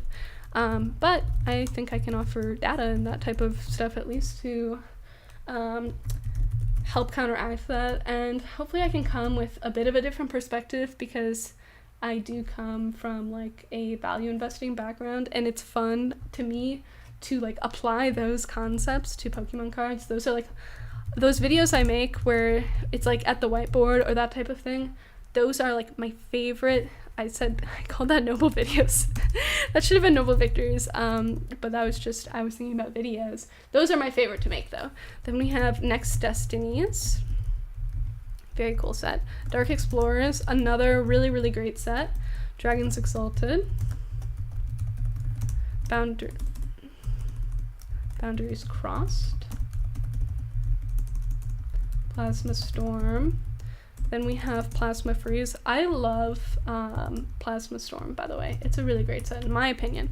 I actually like all of the Plasma sets as well. So Plasma Blast. And then we have Legendary Treasures. I also liked Legendary Treasures a lot. I also love Radiant Collection. Let's see. Pokemon says you think Pokenomics was being way too hard on you in the podcast. I don't think he was being hard on me. I don't mind if someone disagrees with me, because I feel like I think I have enough to support my side to kind of, make counter arguments. It would be more frightening to me if I didn't have anything to say in response, but also it's really like not like that much disagreeing, because he does like to play devil's advocate, and like I don't mind if people even think differently than me, as long as we can agree to disagree and just be respectful. I think that's fine. And we have a lot of the same views on a lot of things, especially things that aren't just like what specifically you want to invest in. And I think like those are like the more important things, because you can make anything work. I think I was talking about that earlier. You can make anything work in this hobby. You can make money doing anything, if you're good at it. It's really about being good at what you do. Be Purple Poker says it is Gatekeeper's Ava. I don't know. I can't really comment on it. You also said, I promise you it is. I know many aspects of the hobby, LGSs, whatnot, secondary market scams, price gouging, buying collections at 30%. You know so many things, and I promise you the gatekeeping is real. Okay. I will take your word for it, I guess. I also I don't watch too many videos about what other people are recommending because I don't want it to affect my perception. And also, you guys should take everything I say with a grain of salt too. That's like a massive disclaimer that I should give. A lot of what I can give is based off of my preferences. So it's all advice I think is sound, but a lot of it revolves around the things that I think that work for me and that I think will work for the most people. But some people can make very unusual things work for them. So there are people, I was actually talking about this with Pokenomics. I was like, there are people who can make money day trading, for example, or trading options, just options like uncovered calls and that type of thing. But those types of people are very, very rare. They're unicorns, honestly. But there are people who can do it. And everyone will tell them that's a terrible idea, but some people can do it. And I am a value investor. I hate day trading and that type of stuff. It would never be for me. But I do understand that everyone's different, which is hard to accept sometimes because when I see that, I get stressed out, honestly.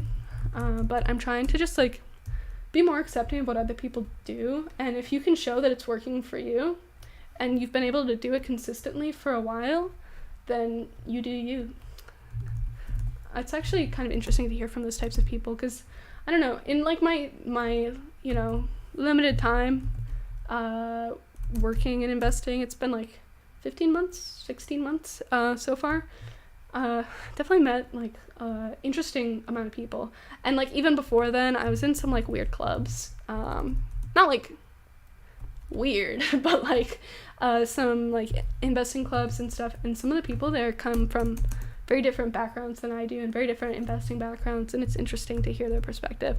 And I know I talk about investing a lot, and a lot of people say you can't talk about Pokemon as investing, but that's the word that I use most often.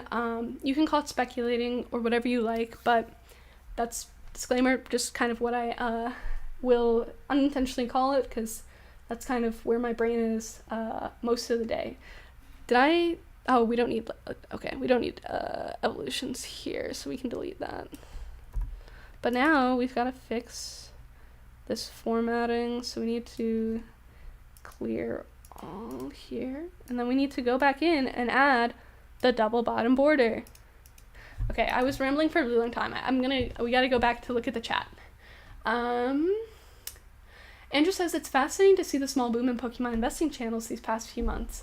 I love listening to investment opinions, so I'm enjoying it. Love the contrasting opinions in the collabs. I do as well, and I think it's great to talk to people who think differently, because when people point out, like, holes in what I'm saying, it either makes me have to dig deeper and explain better, or it might point out things that are holes in my reasoning and things that I might need to look into more. Bubba says, naturally, I'm an extremely disagreeable person. I found that I was conforming far too much to the norms established within this space. You can be disagreeable in a polite way. I agree for sure. I feel like I just don't want to be in a position where I'm, like, reacting to other people all the time, personally, because I feel like I would rather just make my own content, not, like, how should I explain it?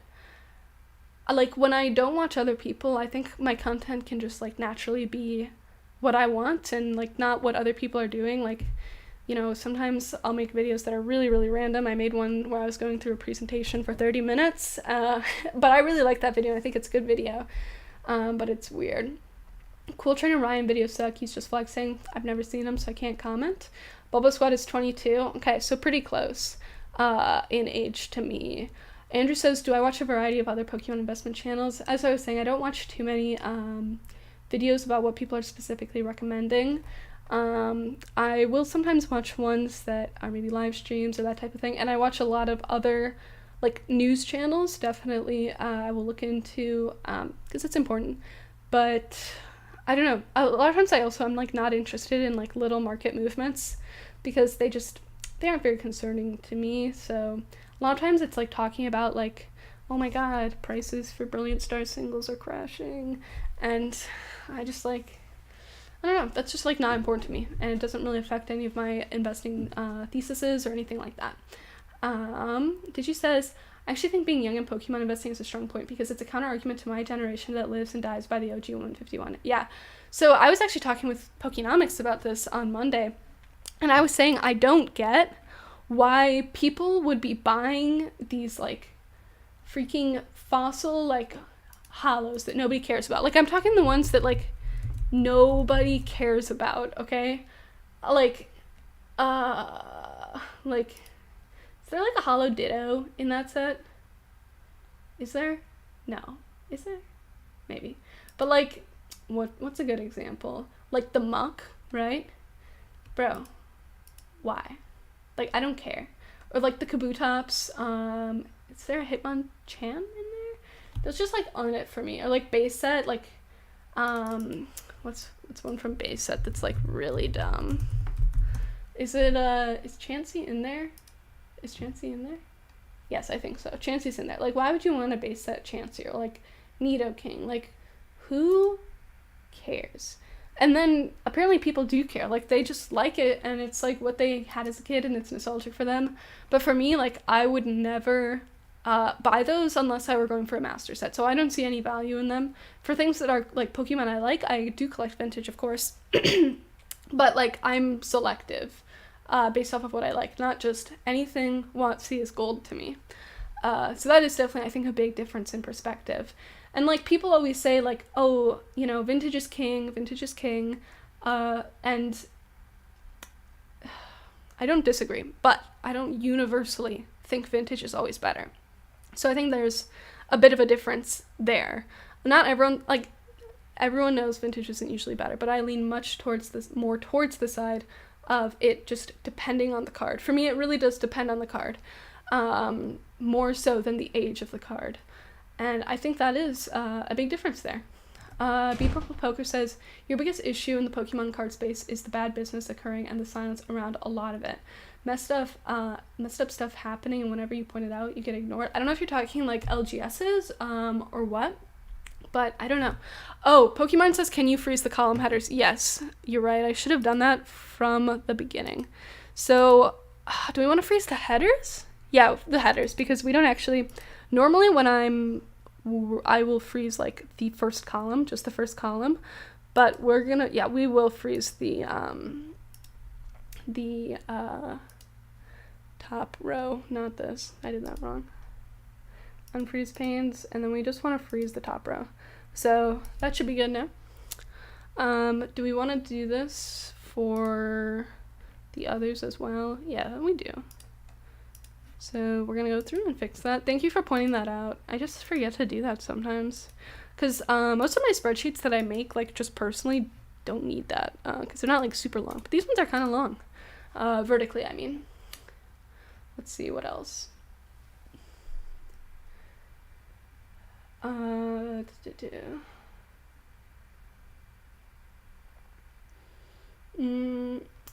Digi says, I will say in everybody's comment section, use other knowledge as supplemental information, not actionable information. I agree with this 100%. I think it's great to always do your own research. And also, like, you have to relate everything you hear to your own personal goals, because this is, like, a hobby. And even investing, this applies, like, not even when we're talking about hobby, right? Because there are certain things that just aren't suited for certain people. So, like, I mean, the most classic one is that most people shouldn't be picking individual stocks. This one, like, isn't something I follow, but I would recommend it to most people is, like, you know, go for ETFs and whatnot, etc. But, you know, another one could be, like, some people, they just don't like growth companies, right? I'm more towards that side, but some people like growth companies a lot. Like, that's their preference. Some people like purely value, or some people prefer dividends is a great example. I generally dislike dividends. It's hard to make a whole statement on that. A lot of big companies will offer dividends, and it's not going to make me say no, but I'm not building ever a dividend portfolio unless you're in a very specific circumstance, which is that you want a lot of passive income that you don't have to withdraw, say you're, like, actually retired. But for the most part, I don't like it because it's not being reinvested, so you're losing out on that compounded growth. So that's, like, my example of why, like, I think it really just depends. You know, you shouldn't watch a video about how great dividends are if you don't like dividends, or watch if you need dividends and you want them, that's fine. It's just a difference. Gabriel says, do you think the new Arceus figure box is a bit overhyped? I think it is, in my opinion. If Cosmic Eclipse wasn't in it, I think nobody would really be talking about it that much. I actually like this product. I like Arceus, and I collect some figures. I have some behind me, so I actually want to open one, and I do like the promo, but I'm not going to pay $40 to pre-order the box, if that's what you're talking about. You know, you could have pre-ordered it earlier for, like, $20-$25, and now it's just starting to get expensive, but I think once it comes out, it'll go back down. So, like, I think the price right now is overinflated, but I do think it's a cool product. Steven says, I like options for buying in.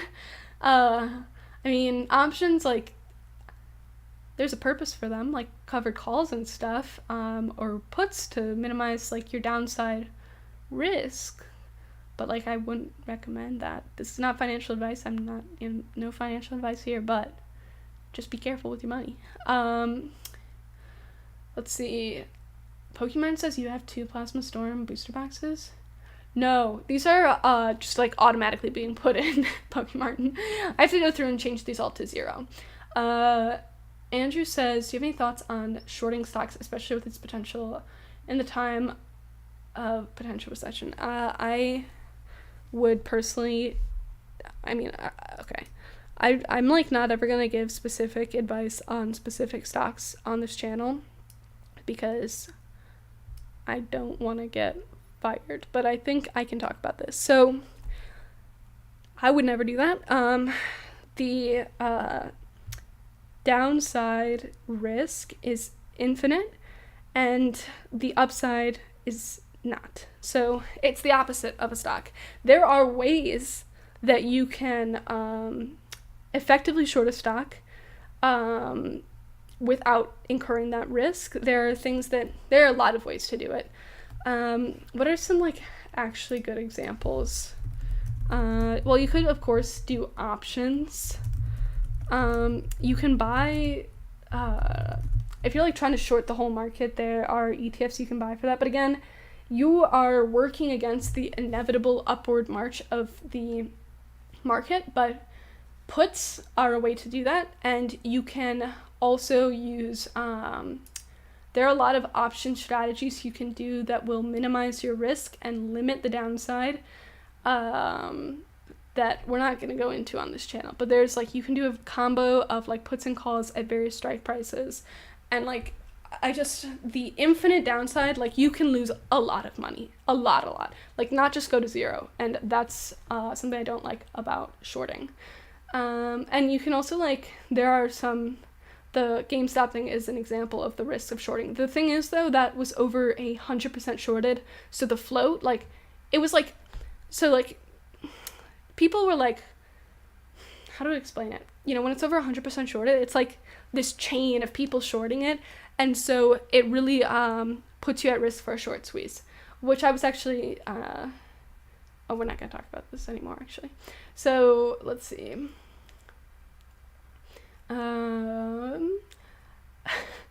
Beef Purple Poker's just... he watches Pokemart USA and his Genomics. They both seem very, very nice. I tuned into Pokemart USA's stream yesterday, and apparently they were talking about me at the beginning of it. So then I rewatched the beginning of it today. It's very weird watching people talk about you on a stream, especially reading what the people in chat say. Not saying anyone said anything bad, but like the things people are saying in chat, like, I mean, some things were like a little inappropriate, a little bit crude. So I'll say that. Chansey Blissey has more of a resurgence because of Go, but to me not enough to move to the collector's market. I agree. It's just like not for me. People like, oh, I should specify, if people are fans of this card, I get it, but like, these aren't like popular Pokemon, you know? There are gonna be people who like any Pokemon. I wonder if there are any Pokemon where there's nobody in the world who has that as their favorite Pokemon. I feel like there's gotta be some. Let's see. There's a lot of talk about Blissey right here.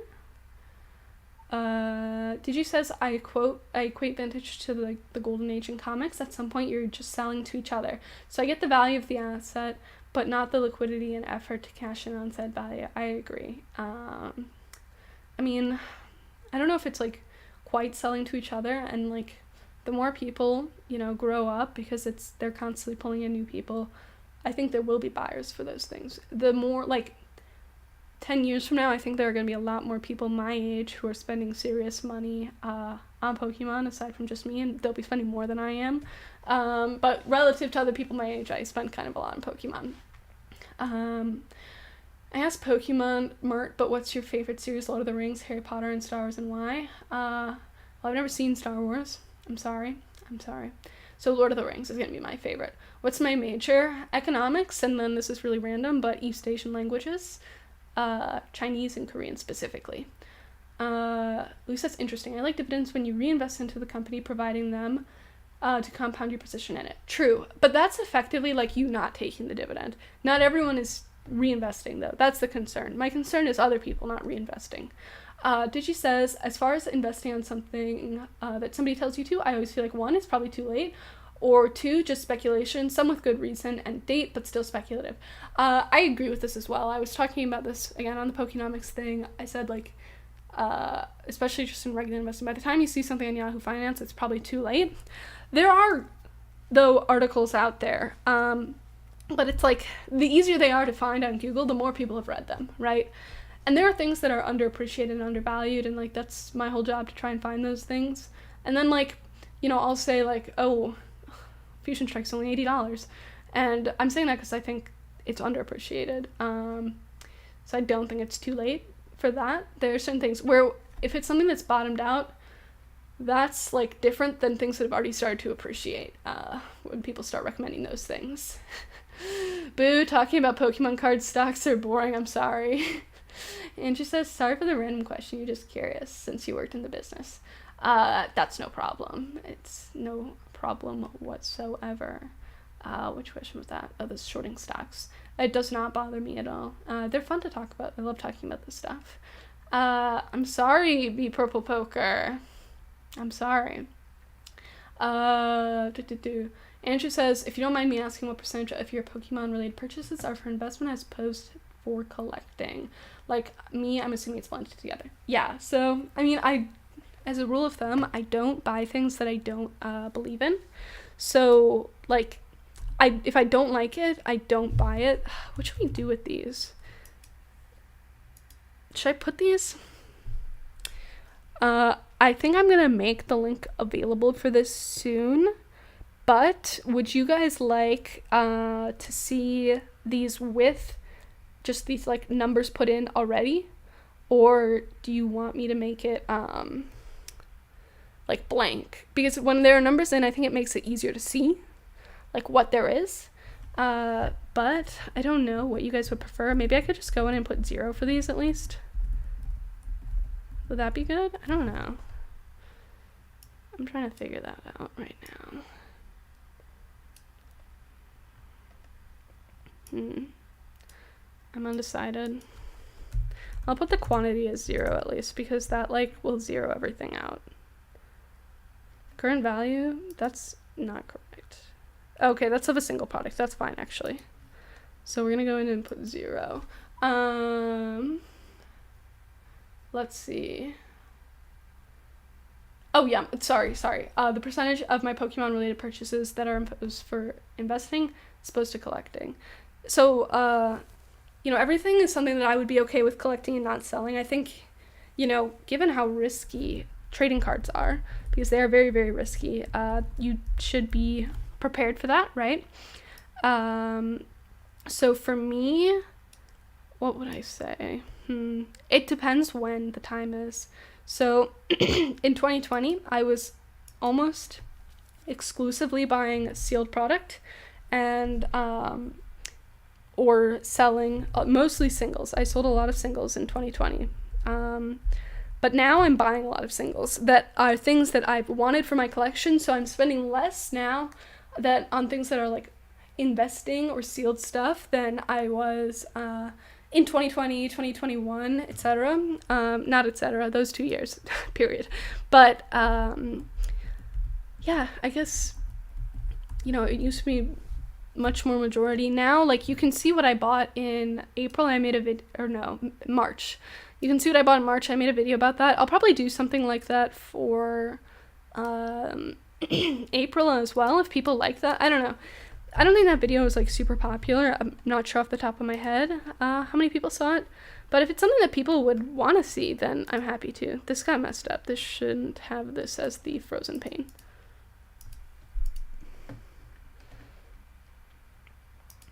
No, I did that wrong as well. Not photos column. There we go. This should be zeroed out as well. Let's see.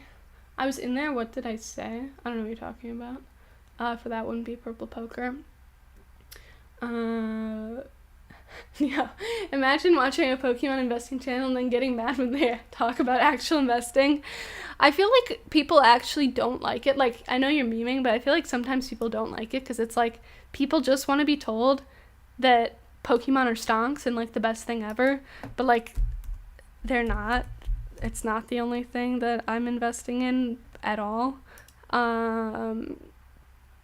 So I think that's funny. We're just gonna name this. No, we'll do statements. I don't know if you guys can. What are we gonna call this? Book. No. V1. So we're just gonna call this V1. Let's see. The monkeys from Black and White. Black and White was utter trash. I liked Black and White, okay? Nobody was speculating on Gen 5 boxes like that. I saw them getting out from a mile away. I like Black and White. I think that Reshiram and Zekrom are very cool. I don't feel that way about XY though. I agree that XY was trash. And Black and White, I think I'll never forget the first time I saw a full art card. It was amazing. I mean, there were legends before, but like the first time I ever saw a full art card, it was so cool. They look so much better to me than the like EX cards and whatnot, because like technically speaking, they're more extra because they're like full art, but they look cleaner. That Entei card, oh my god, it will like forever have a place in my heart, for sure. It's so great. So I like Black and White. Dan, there is no OnlyFans page, and I prefer you refrain. So thank you. So B Purple Poker says the money should be secondary. I mean, for me, like, who I am, I just, like, always look at things from the financial perspective. Partly because, like, I grew up, like, kind of having to be, like, thrifty and whatnot, and, like, being mindful of that. But it also, like, I really enjoy talking about investing, and, like, I always want to get a great deal. So for me, the price always matters. Because not even, like, for reselling. I'm talking, like, I don't want to overpay for things. And it will make me like it more if I get it for a good deal. Like, I'll get, like, a Christmas gift, and then when my parents tell me they got it on sale or something, I'll be like, that makes me love it even more, because I like knowing that it was a good deal. I don't like feeling like I overpay for things. And I think that's maybe just kind of part of who I am. Louis says, you still don't have a full art Terrakion that is in really good condition. Oh my god, I haven't heard about Terrakion in, like, forever. I remember when those, oh my god, came out, and, like, god, nobody ever talks about those now. You love full-on Groudon. Yeah, he's good too. Groudon is a good Pokemon in general, actually. The reason why these cards have value is because people love them. That's true. When I say the price matters, I just mean that, like, I can't justify something I feel like I'm overpaying for. This doesn't just apply to Pokemon. This is, like, clothes, anything. But, like, for me to justify spending, like, I don't know, like, $300 on one, like, Entei card, I can only do that because I love it. You know, there's no way to justify that other than just that I love it. So I get that, and I agree. PokeCal says, I like to open packs with your son, and he has only recently become aware of the value of our best pulls. Curious how old you were when you got serious about your value and investment approach to TCG. Like, you know, when I was, like, a kid on the playground, I feel like a lot of people were like this. They always wanted to, like, get the better end of the deal and, like, trade up. That was definitely me. But, like, not, like, thinking about the dollar amounts and, like, trying to get money for it. I don't know, like, when did I really, like, when I started using the internet more and learned about, like, selling stuff. Let's see. So Dan might have to get muted, so, or put in timeout, so we're gonna see. But what was I saying? So pretty young, I guess, but, like, looking at it from, like, the first time I ever kept anything sealed, like, I bought something with the intention to keep sealed, I'm thinking, like, 15, 16 maybe. It was not a lot. I bought 3 Legendary Collection Yugi's World from Walmart.com on clearance for $20 each, $60, and my dad told me that was a huge waste of money, and well, it worked out. I sold one of them for, like, $80 at the beginning of 2020, or 100 maybe, and I felt really cool then, but now they're sitting at, like, a little bit more than that, so pretty cool. Thank you, Andrew, for watching the stream. Really appreciate you showing up and participating. Louis says you used to collect around 2011 with your little brother, even though you grew up with Pokemon Sapphire and was in high school then, but black and white era cards still have nostalgia to me, especially the early stuff. Yeah, black and white, it's just great. I mean, I wasn't, like, super young when black and white came out. Like, I mean, I was pretty young, actually. Like, how old was I even? It's weird to think about. Oh, man, I was pretty young. But, like, I remember it very much. Like, Dark Explorers, like, that one really marks it for me because I remember trading, like, so much to get that Entei card that I always wanted. Let's see. Neo says you started collecting Pokemon with the base set. All the kids were always talking about the value of a first edition base set Charizard. Yeah, it's interesting hearing them talk about that. You know, I remember looking back and being surprised I even had any, like, first edition cards, because I never noticed they were first edition when I was a kid, which is surprising to me that I didn't notice. I'm talking, like, cards that, like, I had, like, an old binder that was, like, covered in wood chip dust. I feel like that's what it must have been. That was just, like, a 3-ring binder type of situation. So those were, like, very much, like, things you had on the playground. Let's see.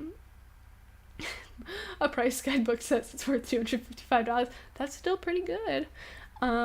B Purple says, if you see a $350 Entei card, it can be a great investment, but regardless of that, buying it, you literally contribute to the market cap of Entei that has value. I don't really see the, I'm not sure what point you're trying to make there. Like, the thing is, when I'm buying those, I'm not thinking about ever selling them. Like, I might one day, obviously, in like 20 years, or if I ever am in a desperate situation. But like, it is contributing to the market cap, obviously. Like, I'm participating, you vote with your dollar. But like, I'm buying that because it's something that I like. Otherwise, like, there are things that I could spend that $350 on much better if I were thinking about the value. Gigi says, when I started to learn about fluctuations of value on cards, it's when Modern became a format in MTG, and a lot of my bulk that you got rid of became $10 of overnight. Yeah.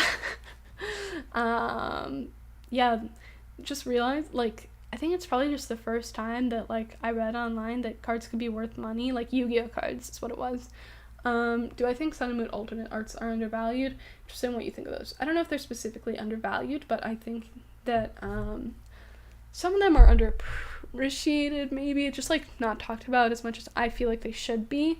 What's, like, because most of them are decently priced. The thing I will say is a lot of those alternate arts just aren't as cool. I think there's a Gengar and Mimikyu, I think, that's technically an alt art, but when you look at it, like, I wouldn't even realize that it was an alt art if you didn't put it next to the regular art.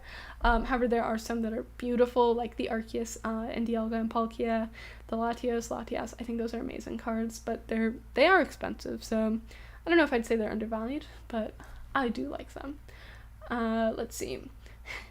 Louis bought 2 generations ETBs, and his mom said he was wasting his money. So I opened one and forgot about the other one until this time last year and sold for $700. You know, I actually bought one of those for like $600 maybe. That was something that I totally bought just for my collection. So sometimes I will buy sealed products just for my collection as well. Let's see, what else?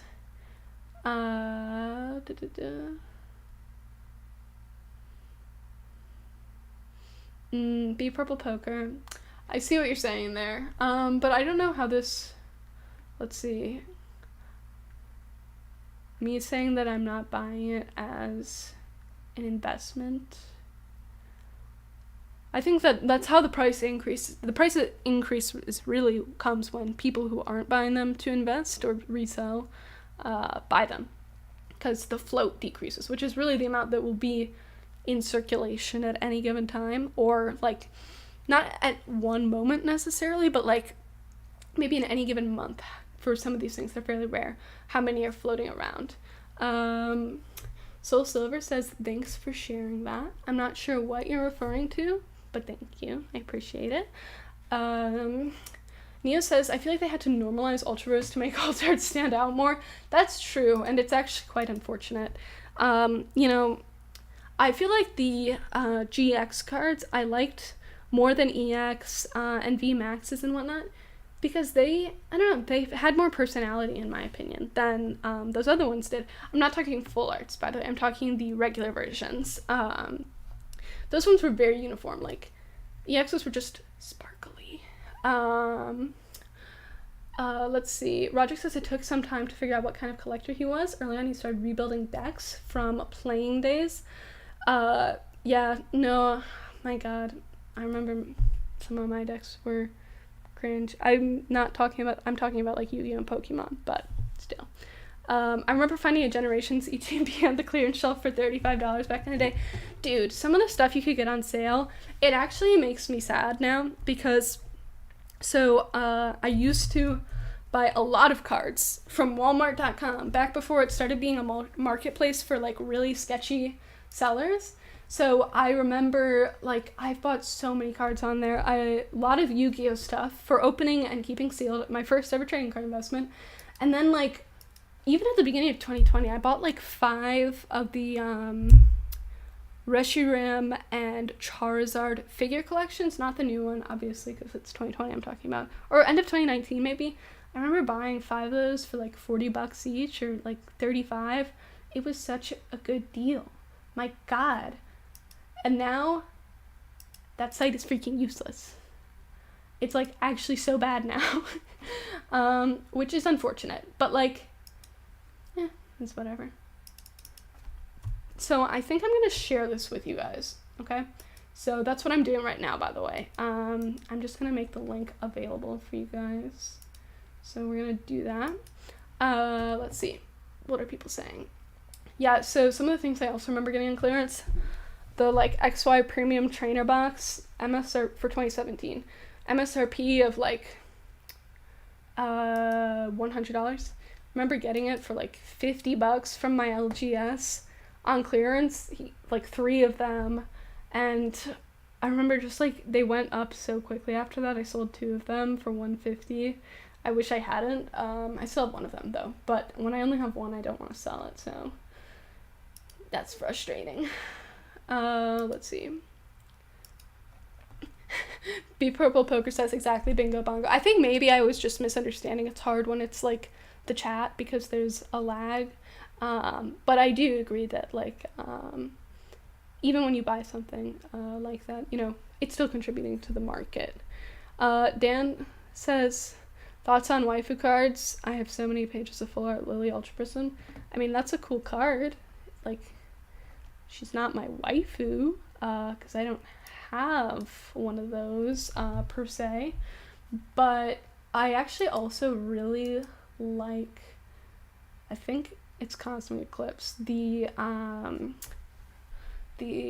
Solgaleo and Lunala with Lily on the art. Yes, yeah, that's what it is. I think that card looks epic. That card is so cool. And there's the one with N and Richardman Zekrom. So freaking cool. I think those are really, really great cards. Those actually also look cool as Rainbow Rares. I don't like most Rainbow Rares, but I really like those guys. Let's see. I heard MetaZoo was printed in China. What do you think about Chinese companies stealing and reprinting product? Obviously, I'm like not a fan or supporter of that. I don't know. You just got to be careful with where you're buying, I think, is really the main thing. So how am I going to share this? Let's see. We're going to get link. So we're going to make this a public link. Anyone with the link? So this is not a complete spreadsheet, but this should be available in the chat. Let me know if you guys can't access this. So this is going to be active probably for like the next 15 minutes or so. Even in 2020, you bought 36 Kangaskhan GX boxes off Walmart for $15 each. That's a dedication to that one product. Let's see. Blazer says he bought 2 UPCs for $350 for your collection, but after tax it was almost $400. Was that a good deal? If you mean each, no, I'm sorry. I don't think that was a good deal. I made a video about this. You can watch it, but really, like, $350, technically speaking, is not a terrible price. But for me, I wouldn't feel comfortable with that. So, like, I would understand why you would feel uncomfortable, just because it's gone up so quickly. Hello, Pokenomics. Welcome to the stream. My gosh, we have had some familiar faces in here today. We're about to end, actually, unfortunately. I was really just spending this time making a spreadsheet. So hopefully it was entertaining for everyone, but thank you for tuning in. Roderick, you should go to bed. That's really late. It's only 5:44 here. So, man, I feel really bad ending it when Pokenomics just got here.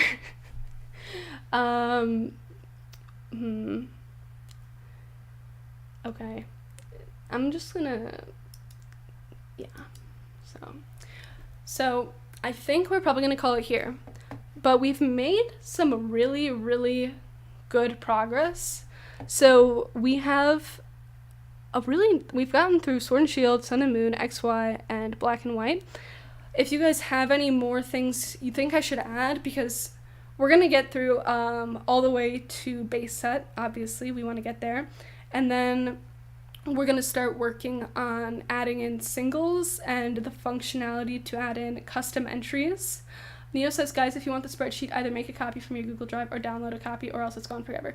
Yeah, I should have stipulated that. You need to download it if you do that, or make a copy. You can use this as a Google Sheet if you want. If you don't have Excel, you can still use this. It should all work because there's nothing super complicated here. So thank you, Neo, for pointing that out. I should have said that, but I really wasn't thinking. So I think we might have to, Mario, welcome. I feel bad wrapping it up when people are just joining. But guys, if you want to join my Patreon before I end it, I feel like that would be really great and really cool. And you'll definitely be able to have access to the final draft, and you won't have to worry about being in here when I am actually doing the lives. And it would just be very appreciated if you guys could support. I already said earlier, but I want to work on making a community portfolio, and hopefully that we'll be able to, donate some money to some good causes. So if you guys want to join, it'd be very, very appreciated. And I think that maybe we should call it. This has been a really productive stream. We got further than I expected, considering how much talking I've been doing. We've been doing a lot of talking.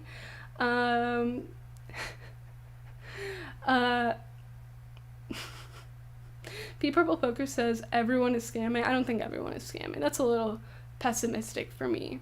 At least I hope I'm not scamming. Maybe I am. But thank you guys so much, and I will see you guys next